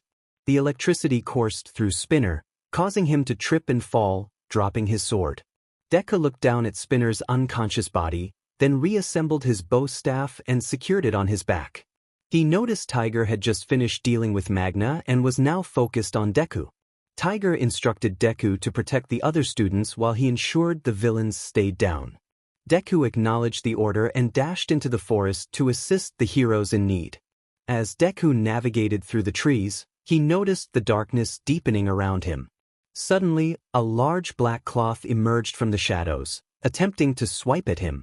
He narrowly dodged by rolling to the side but was abruptly grabbed by someone from behind. The figure, a large person with multiple arms, held him tightly. Deku struggled to speak, but the person placed a hand over his mouth to silence him. The figure introduced himself as Mizo Shoji and warned Deku not to raise his voice, or Dark Shadow would notice them. Confused, Deku asked who Shoji was and what was happening. Shoji clarified that he should be asking Deku the same question, suspecting him of being a villain. Deku quickly clarified that he was the Crow, a vigilante. Shoji explained that the creature that had attacked Deku was his classmate, Fumikage Tokoyami, whose quirk, Dark Shadow, had gone out of control after a recent encounter with a villain. Shoji had protected Tokoyami but lost one of his hands in the process. Deku expressed concern for Shoji's well-being, to which Shoji reassured him that he was fine due to his quirk, which allowed him to regenerate limbs. However, Dark Shadow was now a threat, attacking anything that approached. Deku asked if there was a way to save Tokoyami. Shoji mentioned that extreme brightness could weaken Dark Shadow, and they would need help from two of his classmates, though he didn't know their whereabouts. Deku pondered the situation, determined to assist in any way he could. After Deku explained his plan to Shoji, they began to put it into action. Shoji positioned Deku in the background and started gathering rocks with his hands. Once his hands were full, he hurled the rocks toward the opposite direction where Tokoyami was facing. The rocks struck trees and bushes, creating noise that attracted Dark Shadow's attention, prompting him to attack that area. As Dark Shadow was distracted, Deku emerged from behind a tree and stood in the path Dark Shadow was on. Deku shouted to get Dark Shadow's attention, and the creature turned to face him, roaring about crushing those who harmed his friends. Without hesitation, Dark Shadow swiped at Deku with his claws. Deku ducked just in time, and as the claw swiped past him, he sprang back to his feet and charged toward Dark Shadow. While running, he reached behind his back to grab his grappling hook and aimed it at a branch above. He shot the grappling hook upward, and it wrapped around the branch perfectly. Just as Dark Shadow prepared to swipe at him again, Deku pressed a button on the grappling hook, propelling himself toward the branch. As he swung closer, he released the handle of the grappling hook, soaring above Dark Shadow, who roared in surprise. Deku reached behind him with both hands and pulled out 2 grenades, yanking the pins and tossing them into Dark Shadow's open mouth. Just before Dark Shadow could close his beak, the grenades exploded in a brilliant flash of light, causing Dark Shadow to retreat in pain back into Tokoyami's body, which landed on the ground. Tokoyami rubbed the top of his head, recovering from the encounter. With Dark Shadow now inside him, Shoji emerged from behind the tree and rushed over to Tokoyami. He knelt down to check on his friend. Shoji asked if Tokoyami was alright, to which Tokoyami replied that he was fine and thanked Shoji. Shoji suggested that Tokoyami should thank Deku instead. They turned to see Deku retrieving his grappling hook from the branch he had shot it into. He placed it behind him and faced the two. Tokoyami expressed gratitude to Deku for saving him, and Deku acknowledged that he couldn't have done it alone, thanking Shoji for his assistance. Shoji insisted that he was now in Deku's debt. Tokoyami echoed this sentiment, thanking Deku as well.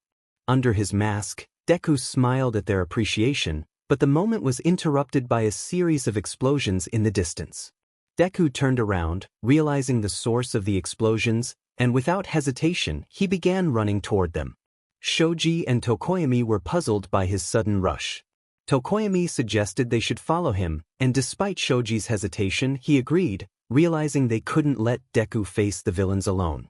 They quickly got back on their feet and followed Deku, unaware that they were being watched the entire time. Compress Bakugo and Todoroki were engaged in a fierce battle against the villain Moonfish, but their lack of teamwork was becoming a significant issue. As Todoroki used his ice to block an attack, Bakugo accidentally blasted an explosion onto the ice, causing it to crack. With the ice compromised, Moonfish's teeth managed to break through, but they both dodged just in time. Bakugo expressed his frustration at Todoroki for obstructing him, while Todoroki retorted that Bakugo was in his way and needed to stay quiet. Their argument distracted them, and they failed to notice two of Moonfish's teeth heading straight for them. Just as the teeth were about to strike, they halted in mid-air, revealing a cord wrapped around Moonfish's neck that was pulling him back. Shoji appeared and swiftly picked up both Bakugo and Todoroki, urging them to move. As Shoji ran, Moonfish noticed and launched one of his teeth toward them, but it was swiftly cut in half by Tokoyami, who had joined the fray with his quirk, Dark Shadow. With the cord still restricting Moonfish's movement, Tokoyami charged forward, commanding Dark Shadow to swipe at the incoming teeth. Now at a safe distance, Tokoyami ordered Dark Shadow to bring Moonfish down.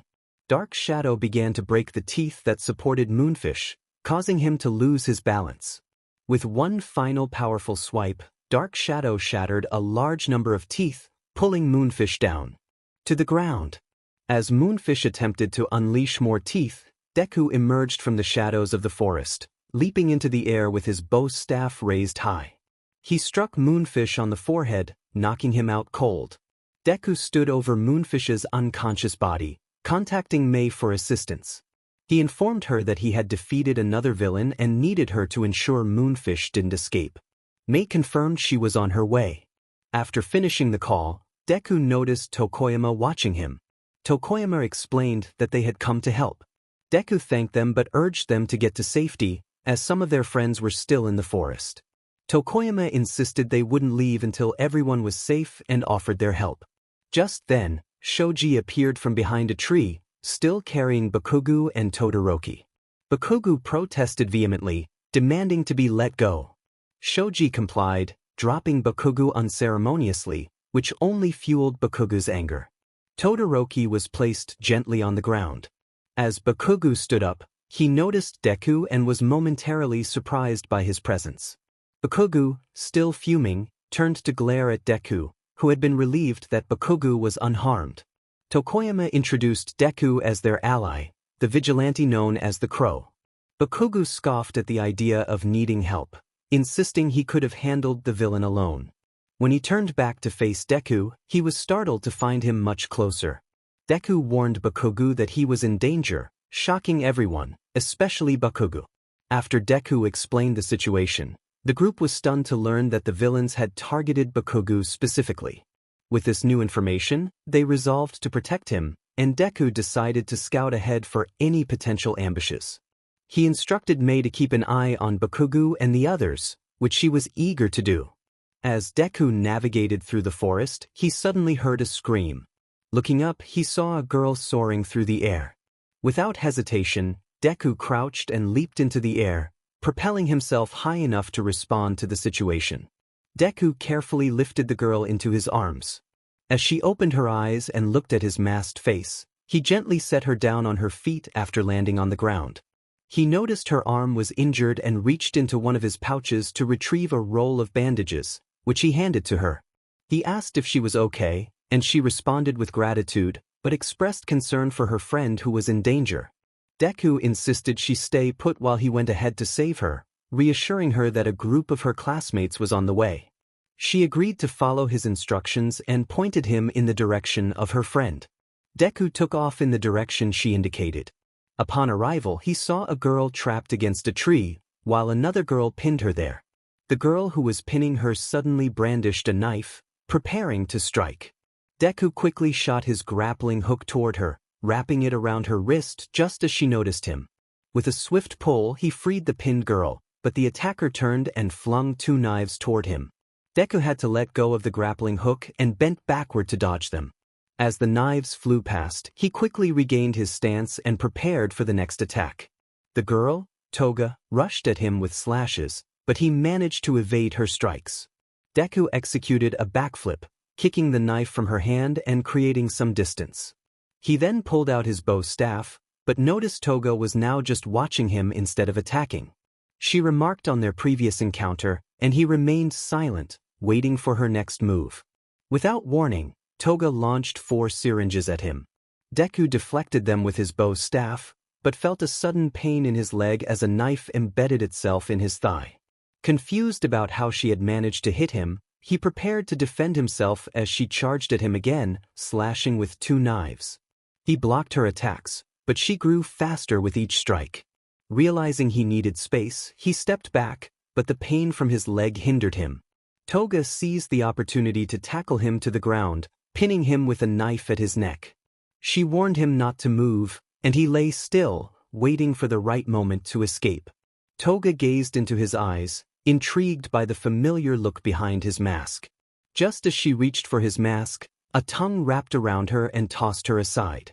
Deku sat up to see Tiu, who had managed to free herself. She checked on him, and he thanked her before standing to face Toga again. Realizing she was outnumbered, Toga glanced back at Deku, declaring she would uncover the face behind his mask before fleeing into the forest. Deku wanted to pursue her but fell to his knees, staring at the knife lodged in his thigh. As he prepared to pull it out, Tsuyu stopped him, warning that it would cause excessive bleeding. He insisted he needed to catch up to Toga, but she reminded him that he couldn't do so in his current state. In that moment, an idea struck Deku. He quickly pulled the knife from his thigh and let out a yell. Then, he twisted his bow staff into batons and pressed the tips against the wound to cauterize it. After holding them there for a minute, he removed them and felt the pain, but knew he had to act. Now able to stand, he prepared to go after Toga once more. As everyone arrived, one individual noticed that Bakugo and Tokoyami were missing from the group. Deku wondered where they had gone. Shoji began to respond, but before he could finish, everyone realized that Bakugo and Tokoyami were no longer with them. Todoroki remarked that they had just been with the group moments ago. Everyone looked up to see Mr. Compress standing on a branch, a mischievous glint in his eyes. He held up 2 marbles between his fingers and taunted them, suggesting he might have taken something or someone important. Todoroki, sensing the threat, quickly focused his energy and launched an attack, but Mr. Compress deftly dodged. He then leaped onto the ice, gaining enough momentum to escape with Bakugo and Toyakama in his grasp. Without hesitation, Deku raised his left hand, calling for Maze Canary. Maze Canary swooped down, grabbing onto Deku's sleeve and lifting him toward Mr. Compress. However, as they pursued him, they realized they weren't getting any closer. Deku urged Mei to make the canary go faster, but she explained that the weight was an issue. Frustrated, he pressed her for a solution. Mei hesitated, revealing that she had added rocket boosters to the canary, but they were unstable. If activated, she would lose control, leaving Deku to fend for himself. Determined, Deku insisted she activate the boosters, knowing they had to save Kaken. Realizing the urgency, Mei reluctantly agreed and pressed the big red button on her controls. The canary surged forward as the rocket boosters activated, propelling them toward Mr. Compress. As they sped through the air, Mr. Compress turned to look behind him, just as Deku and the canary collided with him. They soared through the sky, and in the chaos, Deku managed to grab Mr. Compress's hand, prying it open to seize the marbles. However, the boosters began to shut down, signaling that they were about to hit the ground. Thinking quickly, Deku reached for his bow staff, twisting it to deploy one of his shock batons. He aimed for Mr. Compress's shoulder, ensuring he would be incapacitated. As they descended, Deku used Mr. Compress as a cushion, absorbing the impact when they landed. He stood up, ready to continue the fight. Compress, who was still recovering from the fall, looked up to see 3 villains right in front of him. Quickly, he grabbed the other baton from his back and connected it with the first one to form his bow staff. Toga pointed excitedly, mentioning that this was the guy she had talked about. Twice, eager for a fight, suggested they beat him up to find out who he was. Dabi agreed, wanting to see who this challenger was. The 3 of them charged straight at Deku, who knew this could be an unfair fight. However, he had trained for moments like this. As Toga threw her knives, Deku expertly deflected them with his bow staff, ensuring none got past him as they had before. Twice leaped into the air, brandishing his sharp measuring tape to attack Deku. Despite Twice's unpredictable movements, Deku was determined to defeat him. He dodged all of Twice's swings and noticed that the attacks were aimed at torso height.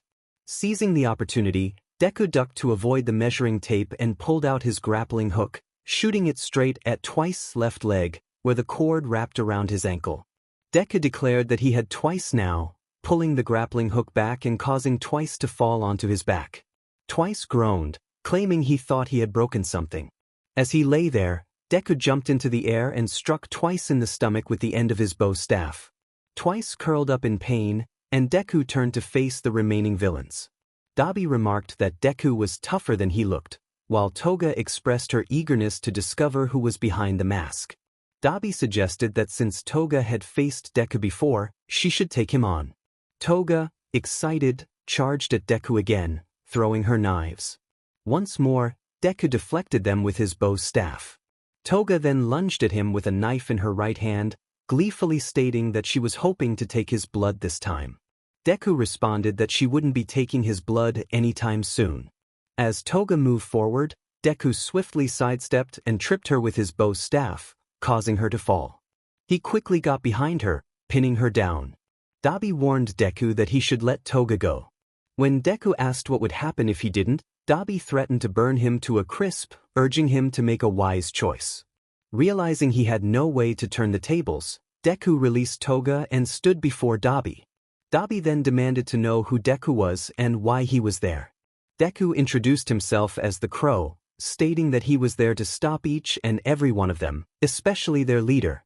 Dabi recognized the name and expressed surprise that Deku had come after them, questioning his motives. Deku explained that their leader had killed his sensei, and he wouldn't stop until he eliminated him. Dabi acknowledged that avenging a fallen sensei was a noble cause but asserted that Deku wouldn't succeed.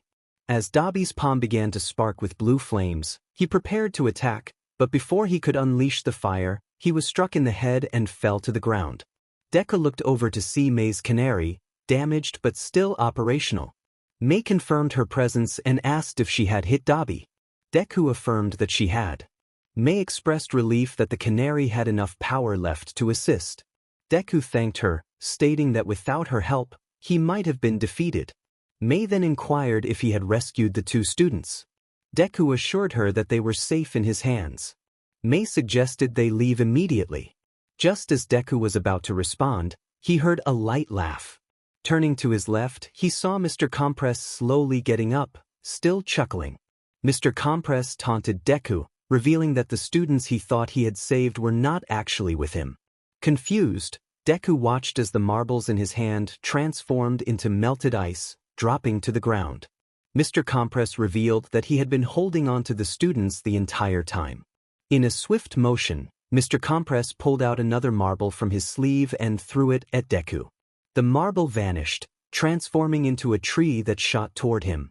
Deku dodged just in time, but Mr. Compress took advantage of the distraction to seal Dabi, Toga, and Twice into marbles, rolling them past Deku's feet. As the marbles rolled behind him, Mr. Compress activated his quirk, freeing his comrades. However, Deku was focused on Mr. Compress and rushed toward him, grabbing his jacket and attempting to pull off his mask to retrieve the marbles. When he succeeded, Deku saw Mr. Compress's mouth open wide, knowing what was about to happen. Mr. Compress taunted Deku, suggesting that if he wanted his friends, he should go get them. Deku glanced to his right, seeing Mr. Compress flicking the 2 marbles toward the direction of his allies. Compressed in an attempt to grab the marble, the characters began to separate in mid-air. Deku, unsure of who was in which marble, made a guess and seized the one on the left. When he opened his hand, he discovered he had saved Tokoyami instead of Bakugo. Looking up, he saw the marble he hadn't caught roll into Dabi's hand. Dabi stood up and crushed the marble in his grip while fixing his gaze on Deku. Dabi remarked that they had won this round, indicating that Deku could keep the kid he had come for. Suddenly, black portals appeared behind them, and they began to walk back into them. Deku quickly set Tokoyami down and sprinted toward the portal. As he approached, he noticed it was closing. Just before it shut completely, Deku leaped inside and found himself at the bar he had visited with Maze Canary. However, he was immediately surrounded by villains, including 2 he had previously defeated. Alongside Tiger, Shigaraki questioned who Deku was, while Dabi explained that he was the crow, who had foolishly pursued them through the portal. Deku demanded the return of Katsuki Bakugo, but Shigaraki taunted him, pointing out that he was surrounded by villains and could not take them all on alone. Deku insisted on getting Bakugo back, vowing to deal with Shigaraki another day. Shigaraki, unimpressed, claimed he didn't even know who Deku was. As Shigaraki charged at Deku, ready to attack, Kurojairi intervened, appearing behind Deku and knocking him out with a swift blow. Deku collapsed, and Shigaraki questioned Kurojairi's interference. Kurojairi explained that Deku was the boy they had seen with Stain. This revelation shocked everyone except Shigaraki, who ordered Kurojairi to take Deku to an empty room and remove all his equipment. Kurojairi complied, opening a portal and carrying Deku through it. Once they were gone, Shigaraki instructed the remaining League members not to interact with Deku. They nodded in agreement, and an hour later, Deku regained consciousness, finding himself strapped to a chair, wearing only his shirt and boxers. The room was dark, but the darkness was dispelled when a door opened, allowing light to flood in. 2 figures entered, shutting the door behind them. One flicked a switch, illuminating the space above Deku's head, while the other stepped into the light, revealing his face, which caused Deku to glare menacingly.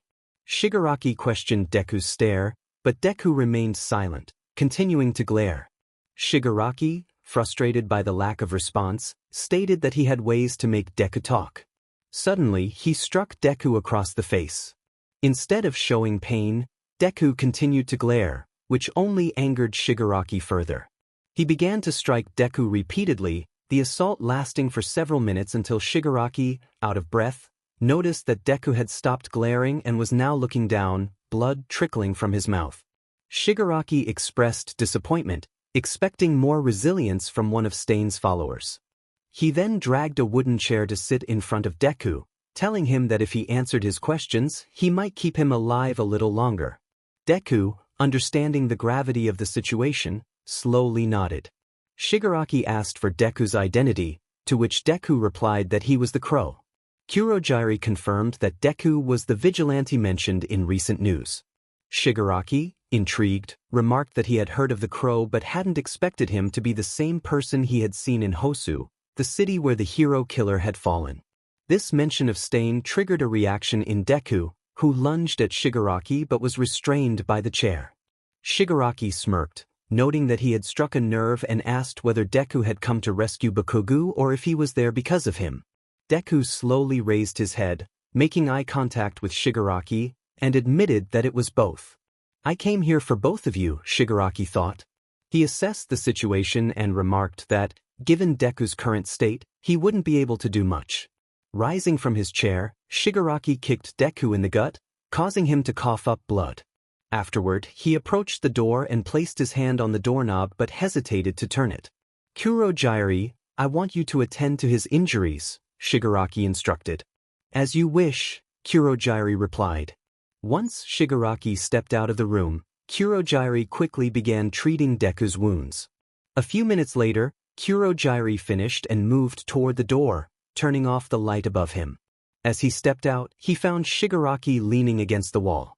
"It took you some time," Shigaraki noted. "My apologies, his injuries took longer to patch up, but he'll survive," Kurogyari explained. "Good. Now come on, let's go recruit our new number," Shigaraki said. "Yes, let us go," Kurogyari agreed. As they walked together, Shigaraki had questions for Kurogyari. "Tell me about that kid who's the crow," he requested. "Certainly. The young man's name is Izuku Midoriya. He is 15 years old, born on July 15th, and has blood type O," Kurogyari began. "Enough with the details. I want to know where he lives and what school he attends," Shigaraki interrupted. "I see. He lives in an apartment complex with his mother, Inko Midoriya, and attends an ordinary school that isn't particularly special," Kurogyari informed him. "So by day he lives an ordinary life, but by night, he becomes the vigilante known as the Crow," Shigaraki concluded. "It seems so. But what do you plan to do with him?" Kurogyari asked. "I've been considering giving him to the doctor so he can be transformed into a Nomu," Shigaraki revealed. "A Nomu? Are you sure he will survive that kind of operation?" Kurogyari questioned. "Yes, I believe he will. The others told me about his capabilities, and he is more than capable of surviving such an operation. I don't want that potential to go to waste," Shigaraki asserted. You make a good point. I will contact the doctor as soon as I can," Kurogyari promised. "Good. One more number for my future army," Shigaraki said, a sense of satisfaction washing over him. Days passed since Deku and Bakugo were captured by the League of Villains. During this time, Mei had been modifying the canary to save Deku. Since that night he had suddenly disappeared from the training camp, Mei tracked him down using his earpiece. Once she pinpointed his location, she resolved to rescue him by any means necessary. "Don't worry, Midoriya. I'm coming for you," she vowed. Back at the League's hideout, Deku remained strapped to a chair. Occasionally, Shigaraki would enter the room, asking personal questions that Deku was reluctant to answer. Each refusal resulted in more pressure until he eventually complied. On this particular day, when the door opened, Deku noticed Kurogyari entering alone. Kurogyari approached him and stood over him. "Are you awake?" Kurogyari inquired. Deku responded with a groan, the pain evident in his expression. "I'll take that as a yes. By tomorrow morning, you'll be taken somewhere else. I cannot disclose the location, but keep this in mind, you will not die. That is all," Kurogyari stated before turning to leave. As the door closed behind him, Deku was left alone in the dark, tears streaming down his face as he grappled with the weight of his perceived failures. "I'm sorry, Mom. I'm sorry, Kaken. I'm sorry, Sensei. I failed, and this is my punishment," he thought, overwhelmed with guilt. In that moment of despair, a flashback struck him, recalling his training with Stain. During a particularly intense session, Stain had punched Deku hard enough to send him flying. As he hit the ground, Stain approached and stood over him. "Can you still fight?" Stain asked. "No, Sensei, I can't," Deku admitted, his spirit waning. "Is that so? Then that means your training is over for today," Stain replied before walking away. Deku sat up, doubts creeping into his mind about his strength. Just as he was lost in thought, Stain returned to the rooftop, holding 2 water bottles. "Hey, catch," Stain called, tossing one of the bottles to Deku, who managed to catch it. Stain then sat down beside him, taking a sip from his own bottle. As they sat side by side, Deku stared at the water bottle in his hands. Sensei," he began, hesitating. "What is it?" Stain prompted. "Do you?" Deku trailed off, unsure of how to continue. "Ever regret training me?"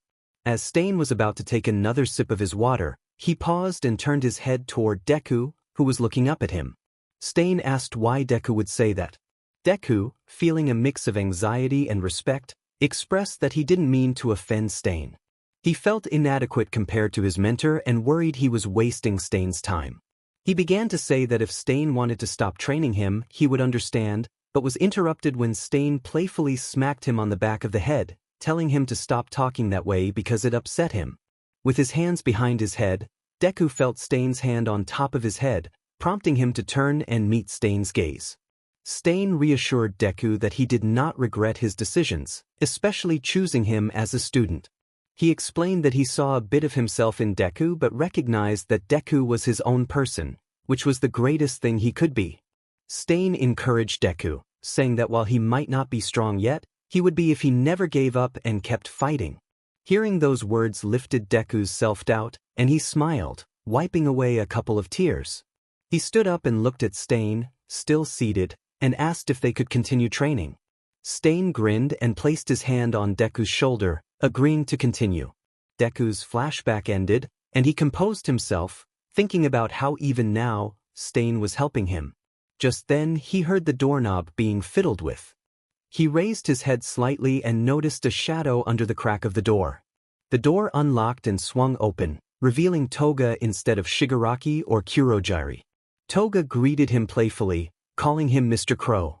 She approached Deku, grabbing his hair and lifting his head to see his face clearly.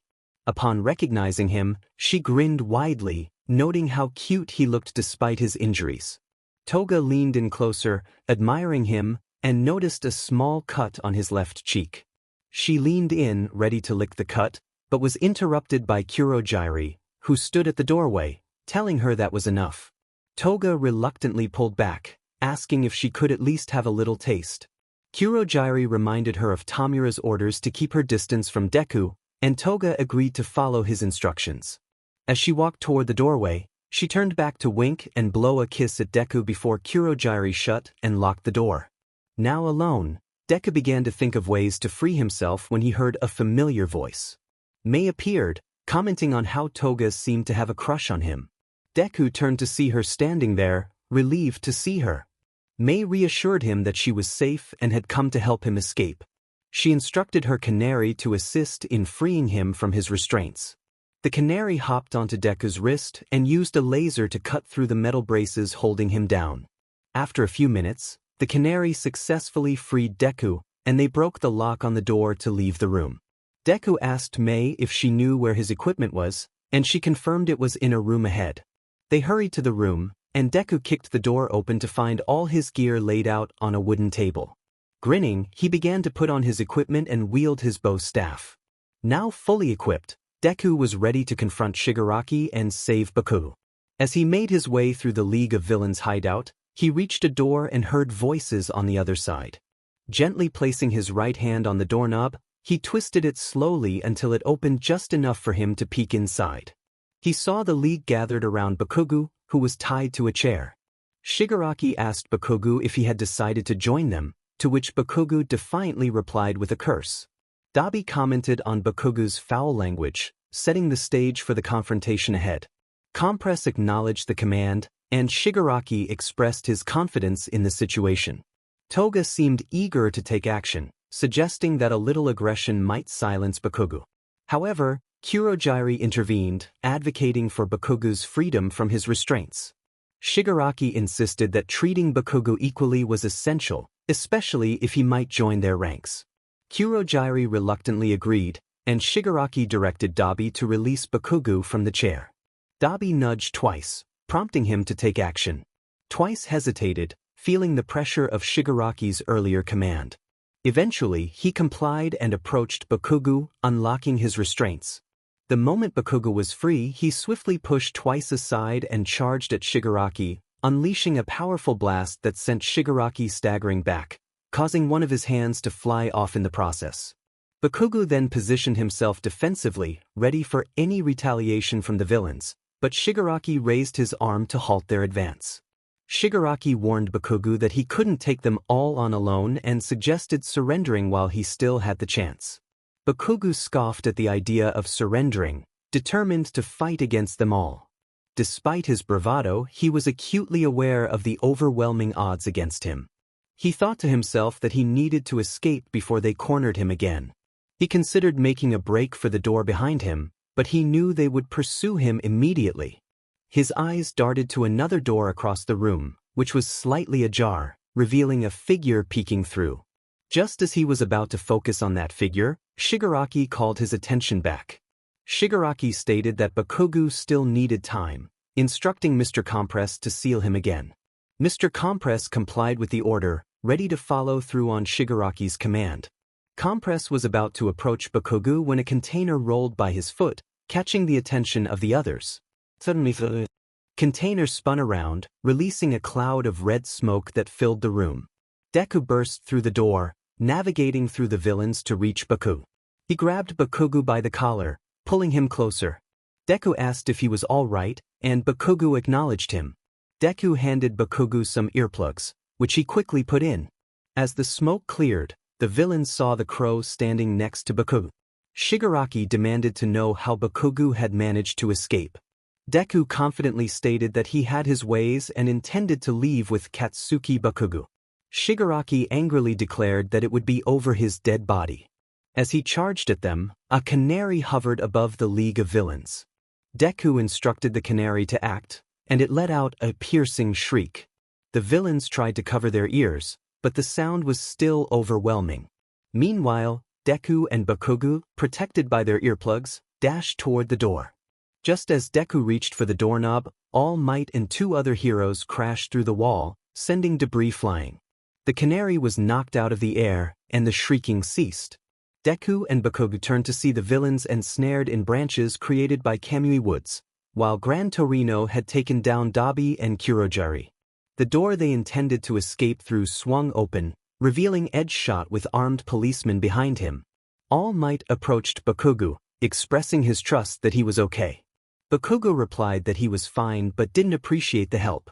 All Might chuckled, noting that even heroes sometimes need assistance. He then noticed Deku standing behind Bakugo and asked who he was. Deku, feeling nervous, struggled to respond. Bakugo introduced Deku as the Crow, the one who had come to save him. All Might recognized Deku's efforts during the training camp and expressed his gratitude. Suddenly, Shigaraki began mumbling to himself, insisting that this couldn't be the end. All Might declared that the villain's reign was over.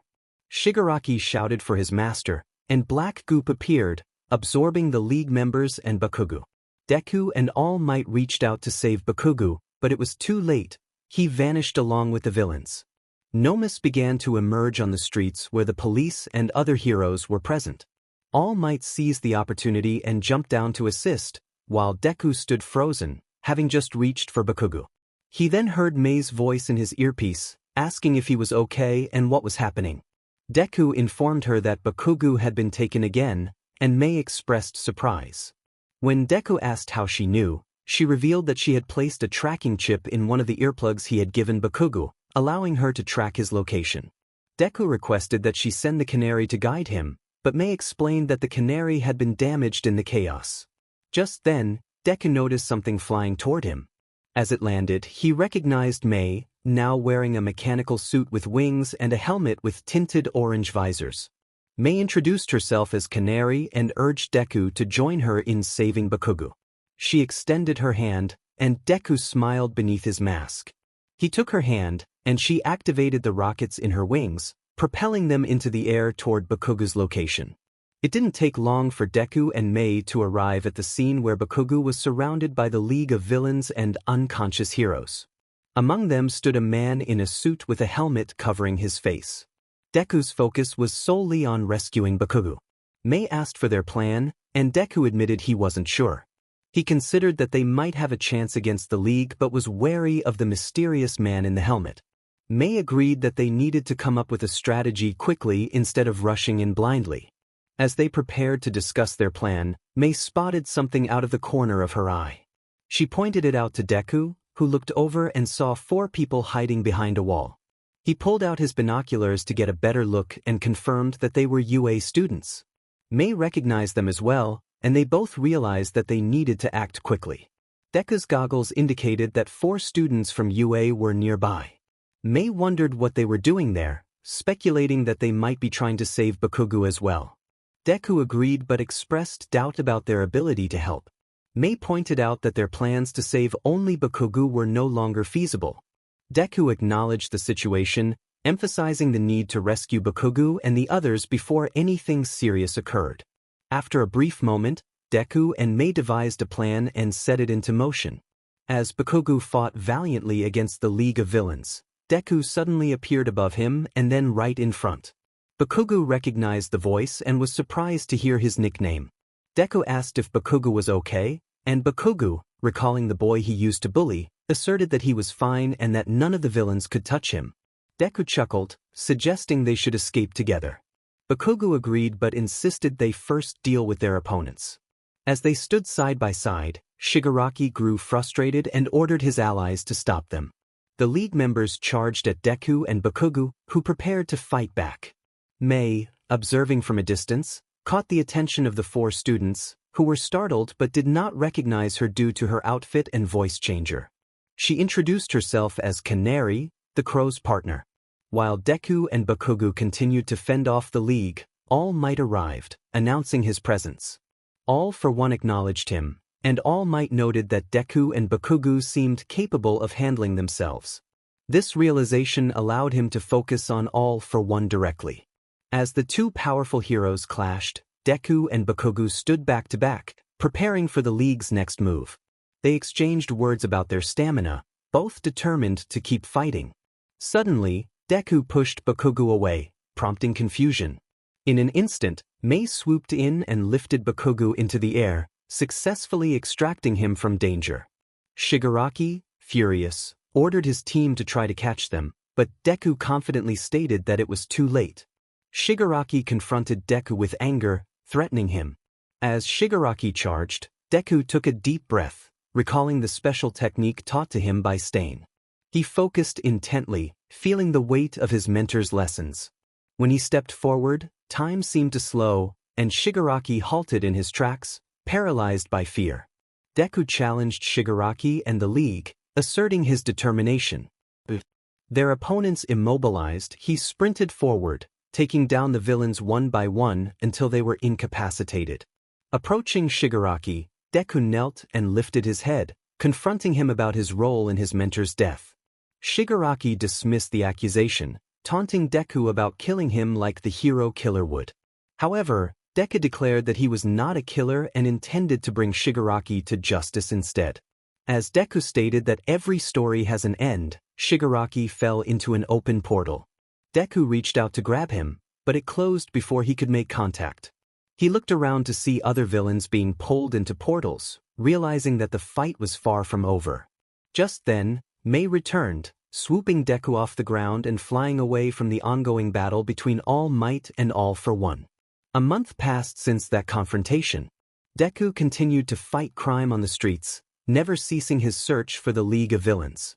Mei remained by his side, now utilizing a smaller version of her canary suit, ready to assist whenever the situation called for it. Deku looked out at the limited city, a smile hidden beneath his mask. However, that smile faded as he heard footsteps behind him. He swiftly pulled out his bow staff and turned to face All Might. All Might acknowledged him, revealing that he had finally found Deku. Deku was taken aback to learn that All Might knew his true identity. With a mix of surprise and determination, he removed his mask to face the legendary hero. All Might expressed his relief at discovering Deku's identity, explaining that he had recognized him during their previous encounter at the League's old hideout. The moment he saw Deku's eyes, he remembered him instantly but chose to remain silent. All Might had been searching for Deku for a long time, even attempting to reach out through letters to arrange a meeting, but their paths had not crossed until now. Deku listened intently as All Might revealed his long-held desire to ask him a crucial question. He asked if Izuku Midoriya would be his successor. The request left Deku stunned, as All Might was a hero he deeply admired. However, after a moment of contemplation, Deku explained that he had chosen a different path. His sensei had taught him that he could achieve greatness as a hero in his own way, and he felt compelled to follow that guidance. All Might nodded in understanding, recognizing the wisdom of Deku's mentor. Deku expressed his gratitude for All Might's teachings and bid him farewell. As he put his mask back on and turned away, he began to run toward another rooftop, leaping into the air. All Might watched him go, smiling proudly at the path Deku had chosen. The story concluded with a sense of hope and determination for both heroes as they continued on their respective journeys.